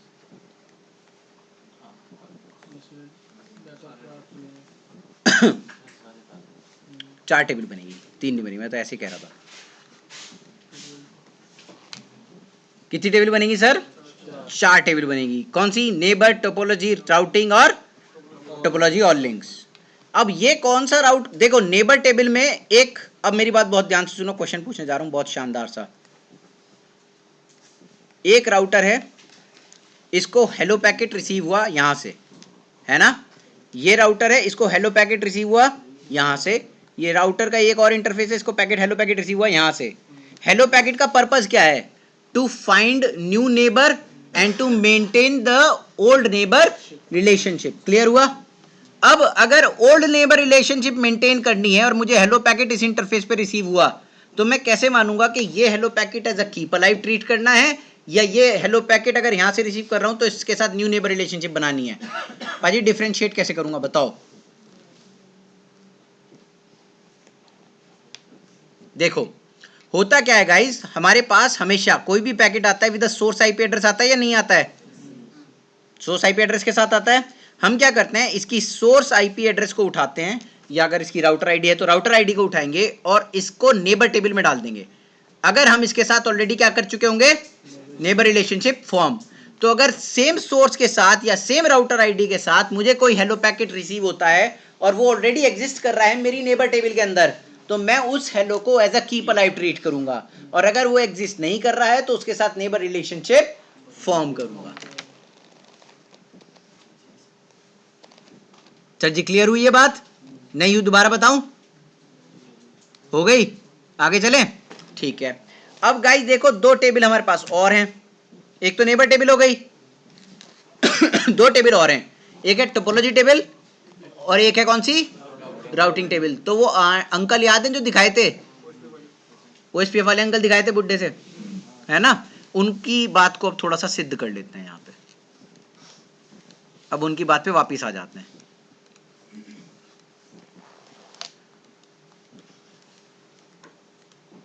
ये एक टोपोलॉजी है, एक और राउटर ले लो, चलो 6 7। कोई भी इंटरफेस है, मुझे कोई मतलब नहीं है उससे, फिलहाल आपको सिर्फ समझाना है।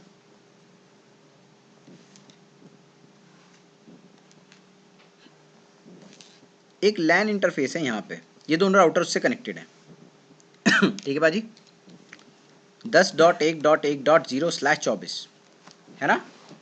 राउटर 6 के लिए तो ये डायरेक्टली कनेक्टेड इंटरफेस होगा, इसकी राउटिंग टेबल में तो एज अ सी राउट होगा या नहीं होगा सर, है ना। अब R6 जब इसको देगा R4 को, तो ये जीआरपी की मैट्रिक लगा के देगा, है ना मान लो इसने मैट्रिक किसकी कितनी दी, 10। दूसरा पेन यूज कर लेता हूं। जब इसने इसको यहां पे मैट्रिक दी तो इसने कितने दी, इसको 10 दी। जब ये 10 दे रहा है तो ये रिपोर्ट कर रहा है या एडवर्टाइज, एक ही बात है ना, एक ही बात है। R4 क्या करेगा, इसको रिपोर्टेड डिस्टेंस बोलेगा या एडवर्टाइज डिस्टेंस, बताओ क्या बोलूं जो आपको कन्वीनियंट हो। एडवर्टाइज बोल दूं, ठीक है। एडवर्टाइज डिस्टेंस इसका कितना हो जाएगा R4 के लिए, 10। R4 जानता है कि मेरी R6 की एक इस इंटरफेस की अलग मैट्रिक होगी, है ना भाई, इस इंटरफेस की तो अलग मैट्रिक होगी। तो R4 इसको कैलकुलेट करके रख लिया, मान लो 20, करेक्ट।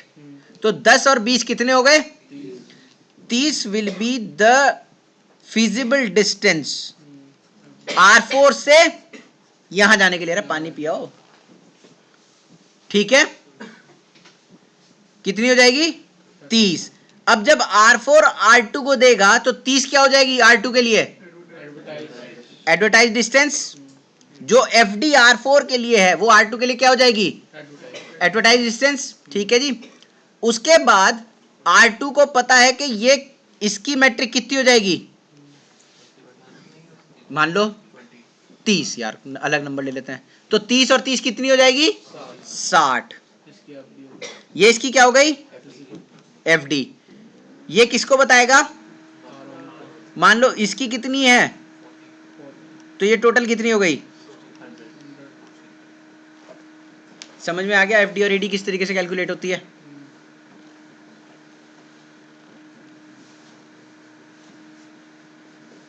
क्लियर हुई सर जी, क्लियर है पाजी, समझ में आया। आगे चलें, चलो अब R7 की तरफ से आते हैं, इसकी तरफ। मान लो यहाँ पे 10 आई, इसने बताई इसको 10, टोटल कितनी हो गई 20 यहाँ से यहाँ तक किस गए 40, 40 और 20 कितनी हो गई 60।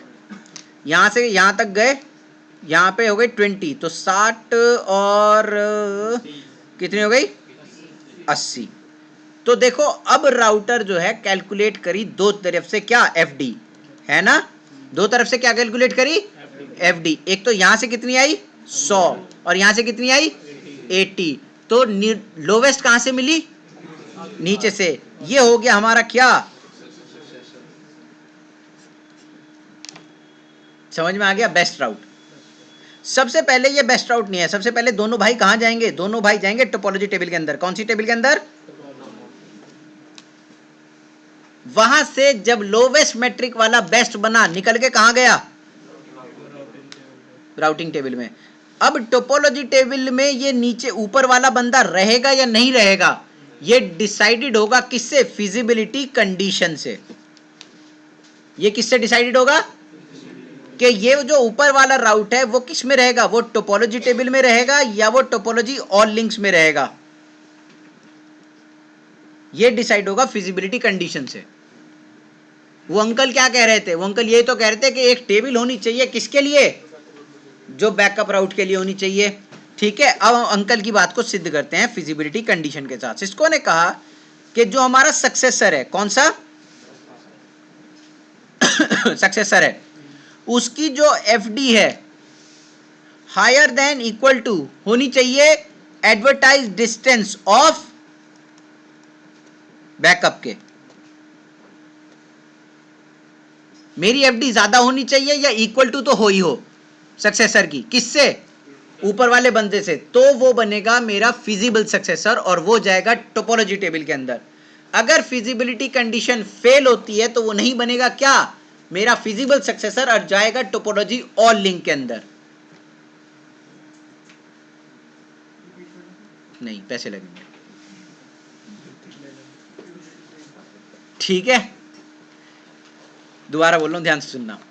अगर मेरी फिजिबिलिटी कंडीशन फेल होती है तो, या पास कर लो पहले, चलो पास होती है, ठीक है, तो मैं कहां जाऊंगा? सबसे पहले मैं जाऊंगा टोपोलॉजी टेबल में, जहां पे मैं पहले ही बैठा हुआ था।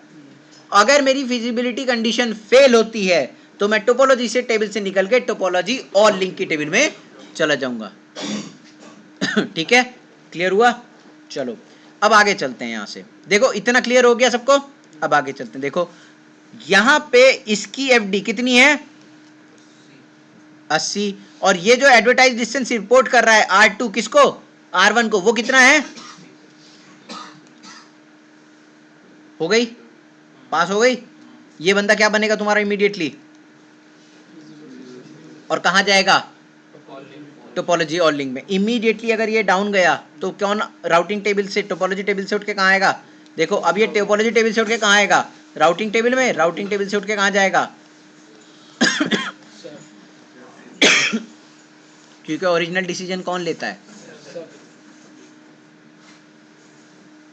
ठीक है, अब थोड़ी सी और परेशानी कर दूं तुम्हारे? कर देता हूं, मेरे कौन से पैसे लग रहे हैं। टोपोलॉजी टेबल से राउटिंग टेबल तक आने के लिए 15 सेकेंड। भाई पहले राउट डाउन जाएगा। देखो EIGRP की नेबर रिलेशनशिप देखो, यहाँ पे कहाँ गई डायग्राम? ये इसको डाउन जाने के लिए कितने सेकेंड? 15 सेकेंड तो लगेंगे ही लगेंगे।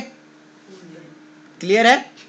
उसके बाद इसको राउटिंग टेबल में आने के लिए 1 सेकेंड, फिब में आने के लिए 1 सेकेंड, टोटल सेकेंड कितने? 17 सेकेंड। अब मान लो, देखो तुम्हें कंडीशन बता रहा हूं, तुम खुद कहोगे सब बेकार है सर। 17 सेकेंड तुम हो सेंसेक्स पे बैठे हुए, इस टाइम तुम डील कर रहे हो शेयर मार्केट में। 17 सेकेंड तक तुम्हारी कॉल डाउन चली गई, जो शेयर बिकने थे बिक गए, दूसरे ने बेच दिए, तुम देखते ही रह गए। और इमीडिएटली क्या होगा पाजी? तुम्हारे हाथ में एक लेटर होगा, चलो बाहर निकलो।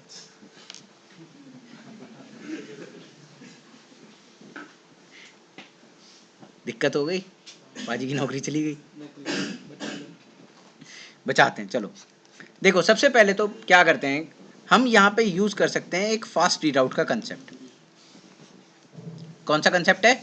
फास्ट रीडाउट। ये आया है नेम्ड मोड EIGRP के अंदर, इसी प्रॉब्लम को ध्यान में रखते हुए। क्या फास्ट रीडाउट का कंसेप्ट कहता है कि आप अपने टोपोलॉजी टेबल के राउट को, किसको? उसमें होता क्या है? फिजिबल सक्सेसर, है ना? अभी बताया क्या फिजिबल सक्सेसर होता है। फिजिबल सक्सेसर को फास्ट रीडाउट का कंसेप्ट यूज करके आप अपनी राउटिंग टेबल में और फिब टेबल में लेके आ सकते हो as a repair path. Use नहीं होगा, एज अ बैकअप पड़ा रहेगा वहां पे। तो आपके 2 सेकंड तो वहां बचे। आपका प्राइमरी डाउन गया, आपके पास रिपेयर पाथ ऑलरेडी पड़ा हुआ है, आप उठा के उसे लेके आओगे। अब 15 सेकंड को डाउन करने के लिए हमारे पास होता है by directional forwarding detection, BFD। हम क्या करते हैं, देखो यहां बिल्कुल इसी डायग्राम पे आ जाओ। हम क्या करते हैं कि ये जो इंटरफेस है, कौन सा? R1 का ये वाला इंटरफेस है ना, और R3 का ये वाला इंटरफेस है ना, इन दोनों पे चलाते हैं बाई डायरेक्शनल फॉरवर्डिंग डिटेक्शन। इसमें होता क्या है कि हम हर 50 मिली सेकेंड के अंदर, है ना पाजी, 50 मिली सेकेंड के अंदर इस बंदे को एक BFD का मैसेज भेजते हैं। ठीक है, देखो फाइनेंशियल ऑर्गेनाइजेशंस में कोई बैंडविड्थ का चक्कर नहीं होता, वहाँ पे 100 गीगाबिट तो आराम से होती, 10 गीगाबिट चलेगी, है ना, उन्हें हमेशा हाई स्पीड लिंक चाहिए होते हैं। तो यहाँ पे हम हर 50 मिली सेकेंड के ऊपर एक क्या डालते हैं, BFD का मैसेज जाता है। मैं यहाँ पे टाइमर सेट कर सकता हूँ कि अगर इस बंदे ने BFD की मैसेज को रिटर्न नहीं करा 150 मिली सेकेंड से, मैंने 3 मैसेज भेजे BFD के, उसने एक्नॉलेज नहीं करे तीनों BFD के मैसेज को, तो मैं उसके साथ नेबर रिलेशनशिप डाउन करके अपनी इमीडिएटली रिपेयर पाथ मेरे पास है ही, मैं सारा ट्रैफिक किस पे डाल दूंगा, फिजिबल सक्सेसर पे। तो देखो यहाँ पे काम हो रहा था 17 सेकंड के अंदर, अब काम हो रहा है सिर्फ 450 मिली सेकंड के अंदर। तो लिंक प्राइमरी से सेकेंडरी में 1 सेकंड के अंदर अंदर आ गया। तो कहां लग रहे थे कितने, 17, अब कितने लग रहे हैं, हाँ 1 सेकंड भी नहीं लग रहा, आधा लग रहा है सेकंड का भी। तुम्हें पता लगेगा अगर तुम्हारी हाई डेफिनेशन वीडियो कॉल चल रही है, तुम्हारा प्राइमरी डाउन गया, तुम्हारे सेकेंडरी पे सारा ट्रैफिक आ गया, तुम्हें पता लगेगा। That is the use of named mode EIGRP पाजी। क्लासिक मोड के अंदर ये कंसेप्ट था नहीं,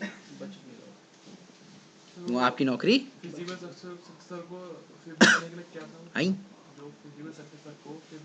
fast read out, fast read out. ठीक है सर, इतना क्लियर हो। BFD से कर रहा हूँ, मतलब EIGRP के 2 प्रोटोकॉल्स आएंगे, मैंने एक BFD चलाई, अभी कर सकते हैं। देखो गाइस, अब हमारे पास टेबल्स हम लोग डिस्कस कर चुके हैं, RTP हम लोगों ने डिस्कस कर लिया। अब हमारे पास 3 चीजें हैं, क्या, अपडेट, क्वेरी और रिप्लाई। इन तीनों का क्या आना चाहिए, एक्नॉलेजमेंट आना चाहिए। ठीक है, अगर आप R1 से कोई नेबर है आपके, है ना, और आपको अपना राउट देना है उनको, तो आप किस में दोगे, अपडेट में, TLV लगा के। ठीक है ना, आप अपनी सारी चीज़ें उन्हें रिपोर्टेड डिस्टेंस बताओगे कितना है, क्या क्या हिसाब किताब है आपका। ठीक है, अगर आपका कोई राउट भी डाउन जाता है ना, आपका कोई राउट भी डाउन जाता है, तो आप क्या जनरेट करोगे, और जितने भी आपके टोपोलॉजी ऑल लिंक्स में नेबर पड़े हुए होंगे, चाहे वो फिजिबल सक्सेसर है चाहे वो नहीं है, तो वो क्या करेगा, उनकी तरफ को क्वेरी जनरेट करेगा। वो बंदे क्या करेंगे, एक्नॉलेजमेंट करेंगे, और फिर उसके बाद क्या जनरेट करेंगे, रिप्लाई जनरेट करेंगे।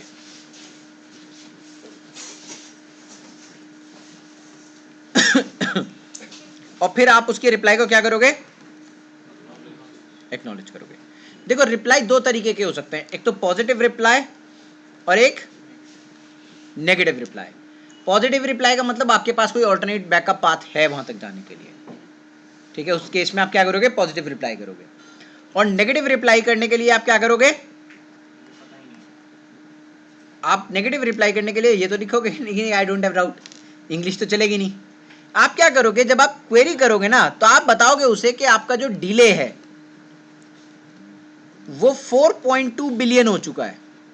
इसका मतलब ये है, देखो यहां पे इंग्लिश नहीं चलेगी कि मैं इंग्लिश में बोलूं क्वेरी, कहना भाई क्या है, कहता क्वेरी कर रहा हूं तुझे, है ना।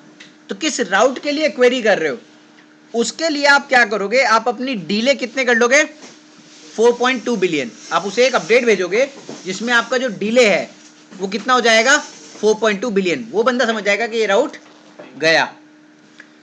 मैं ऑपकोड क्या लगा के भेजूंगा, क्वेरी का। ठीक है, उसके अंदर राउट के अंदर क्या डाल दिया, 4.2 बिलियन।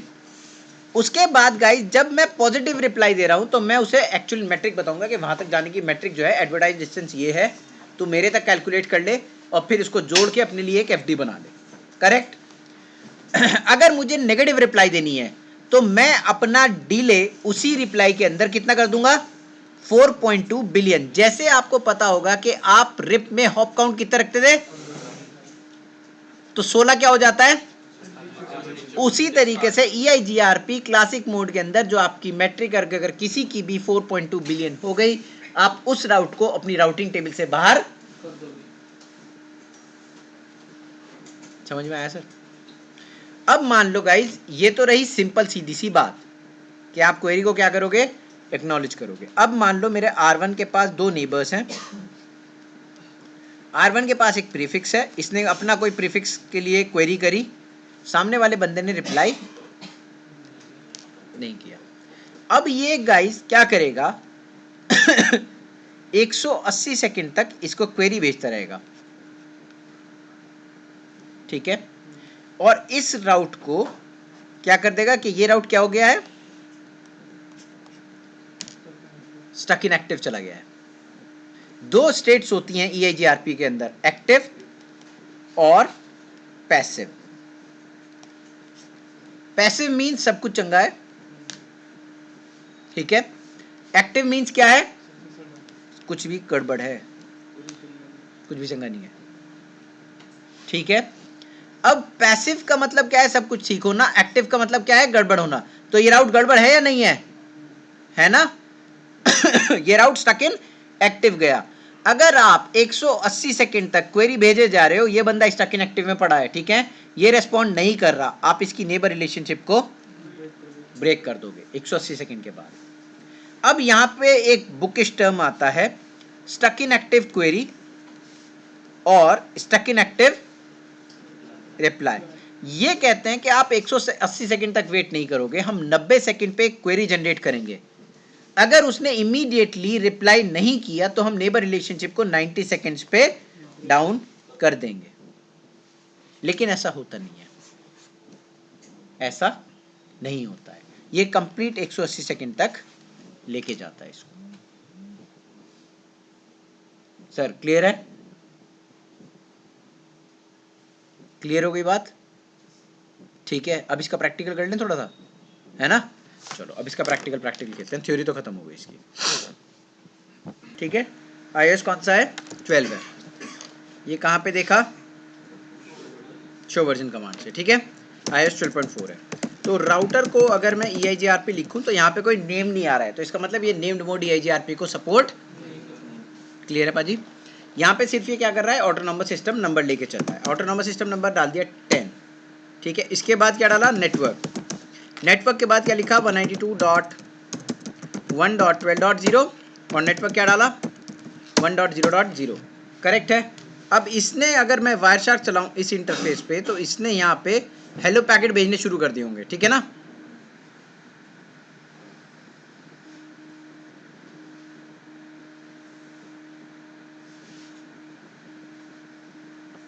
भेज रहा है ये हेलो पैकेट्स, देखो क्लिक करा।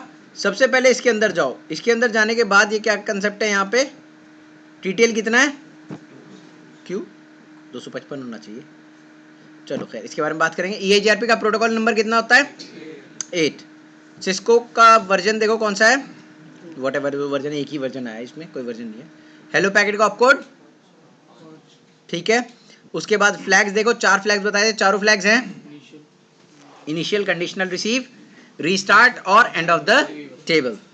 उसके बाद गाइस देखो सीक्वेंस नंबर और एक्नॉलेजमेंट नंबर जा रहा है, इसका कोई मतलब नहीं है क्योंकि अभी कोई नेबर आया नहीं है। तो देखो, और यहाँ पे सॉफ्टवेयर वर्जन आ रहा है और पैरामीटर्स आ रहे हैं TLV के साथ।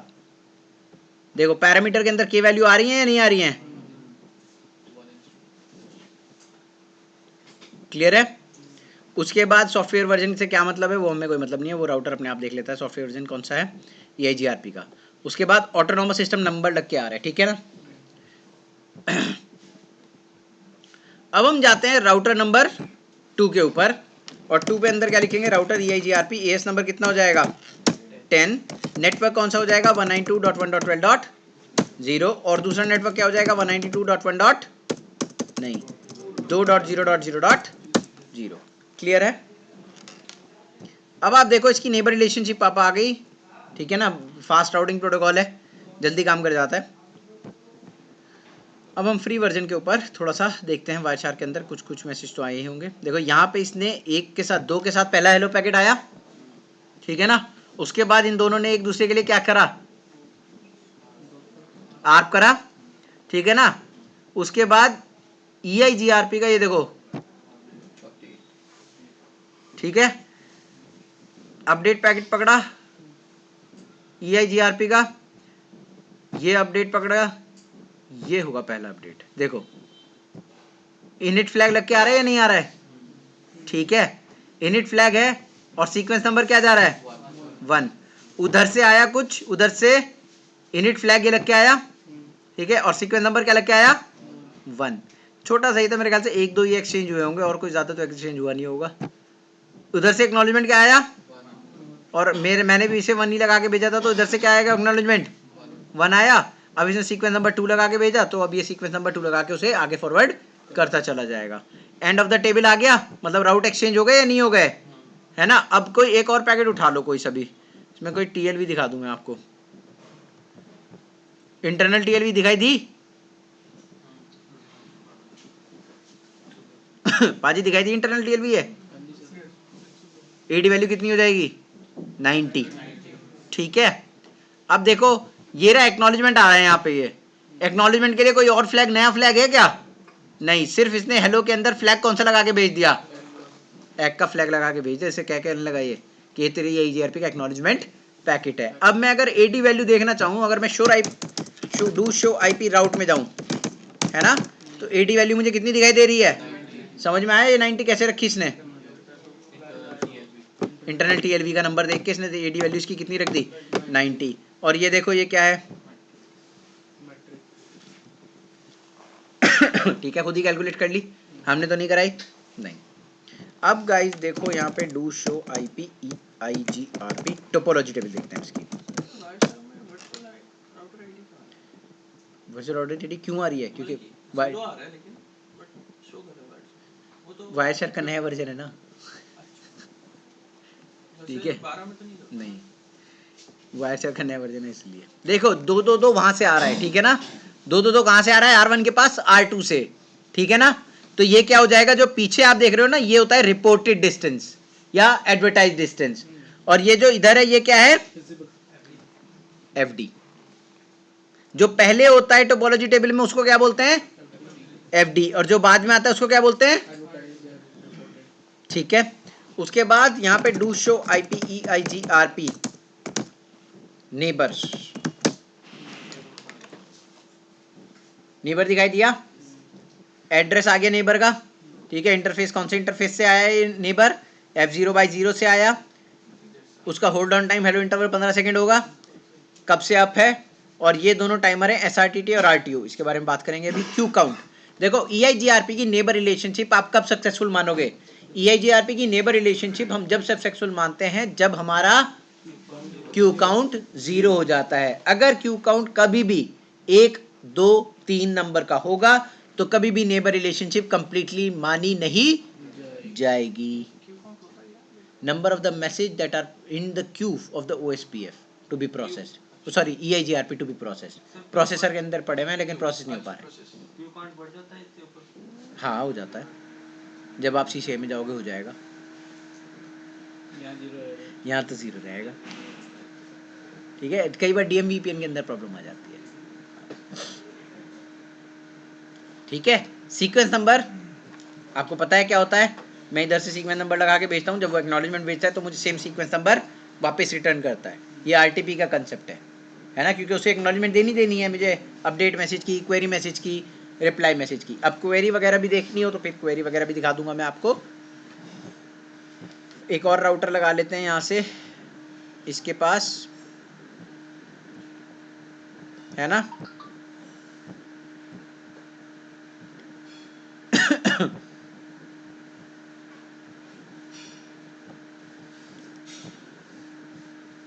लास्ट कंसेप्ट है आज का, नो ऑटो समरी और ऑटो समरी, करेक्ट। समराइजेशन जिनकी नहीं हो सकती।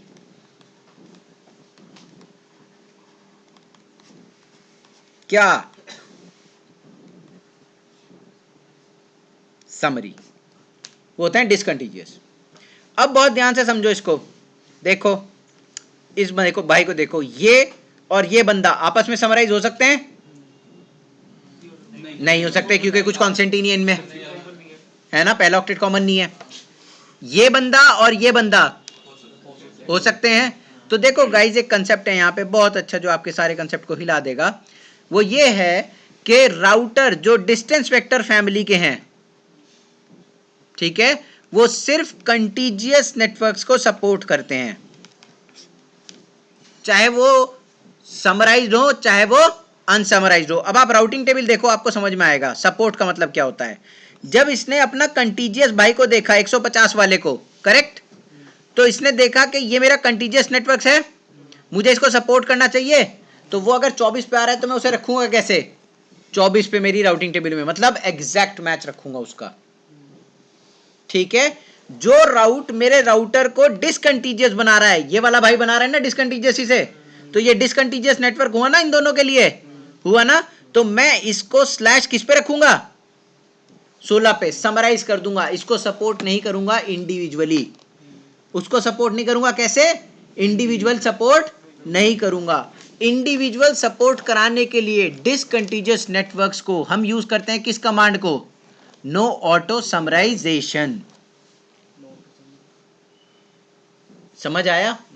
आपका OSPF बाय डिफॉल्ट सपोर्ट करता है किसको, डिसकंटीजियस नेटवर्क्स को, इसीलिए उसमें नो ऑटो समरी कमांड नहीं डालते हैं। समझ आया? iOS 15.0 में एक बहुत ही अच्छी अपग्रेडेशन दी है, क्या, कि नो ऑटो समराइजेशन कमांड डालने की कोई जरूरत नहीं है। EIGRP is supporting now contiguous as well as discontiguous networks. समझ आया सबको, क्लियर हुआ? अब मैं डाल देता हूं, देखो कमांड कौन सी,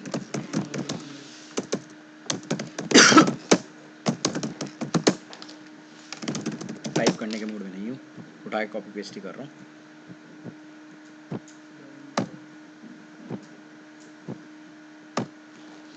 डाल दी, सारे पे हो गई। अब जब आप राउटर 3 पे जाओगे तो आपको चेंज दिखाई देगा, क्या,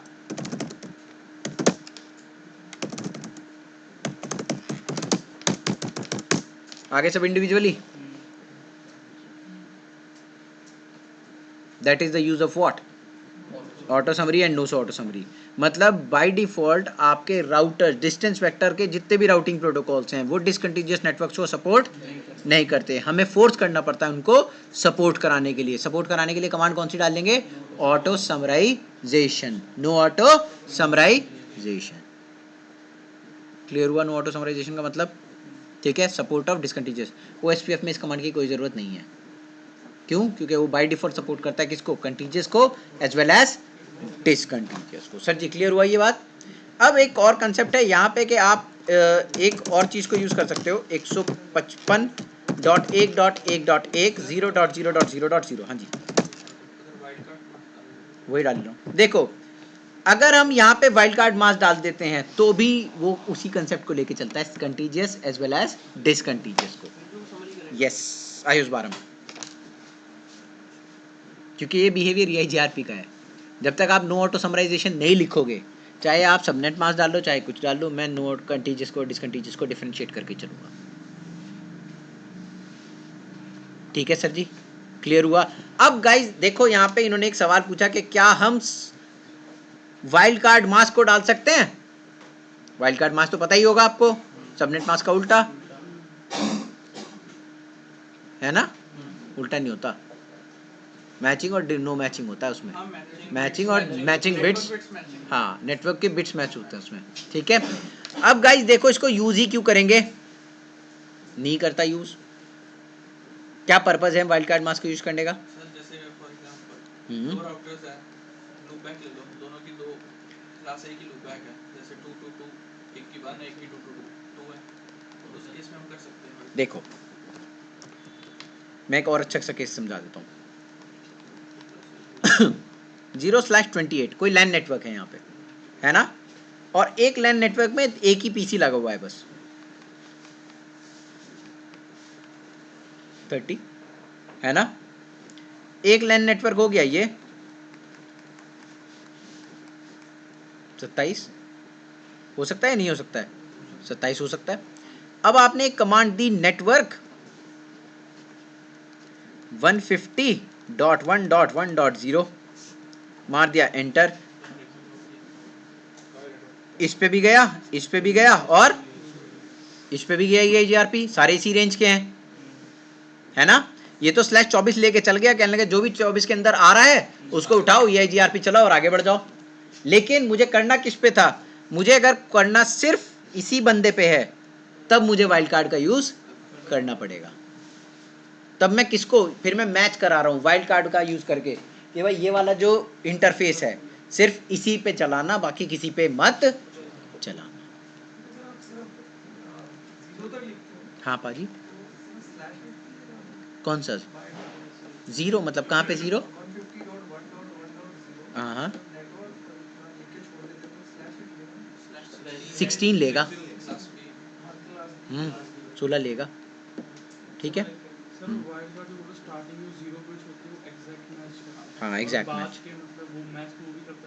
देख इसमें क्या होता है कि तेरी जो 0 होता है ना, 0 का मतलब ये है कि आप एग्जैक्टली मैच करा। जैसे हम 255 लिखते हैं, 255 का मतलब क्या होता है कि अगर तू तेरे ऑक्टेट में 192 लिखा हुआ है, तुम क्या लिखते हो 255.0 255 255 255, मतलब तुम ये कह रहे हो कि जो 192 में मैंने बिट्स लगाई हैं वो जैसे मैंने पहली 2 को ऑन किया है बाकी सबको क्या कर दिया ऑफ, उसको एज इट इज लेके चलना है 255 में। यहाँ पे 0 का भी एग्जैक्टली यही मतलब होता है कि जैसे 192 लिखा हुआ है जो बिट ऑन है वो ऑन रहेंगी और जो बिट ऑफ है वो ऑफ रहेंगी। Exact match. तो सबनेट मास्क में हम 255 लिख के मैच कराते हैं, है ना। वाइल्ड कार्ड मास्क में क्या लिख के मैच कराते हैं 0। तो अगर मैं यहाँ पे देखो, अब यहाँ पे अगर मुझे एग्जैक्टली एक IP एड्रेस मैच करानी है, कहाँ लिखा मैंने, ये लिखा, तो मैंने क्या लिखा है यहाँ पे 4 0 लगा दिए। 4 0 का मतलब मैं इसको भी मैच कर रहा हूँ, इसको भी मैच कर रहा हूँ, इसको भी मैच कर रहा हूँ, और समझ गया। और कोई सवाल समझ में आ गया? इतना सबको क्लियर है? इतना ये EIGRP क्लियर हो गया। आज की कक्षा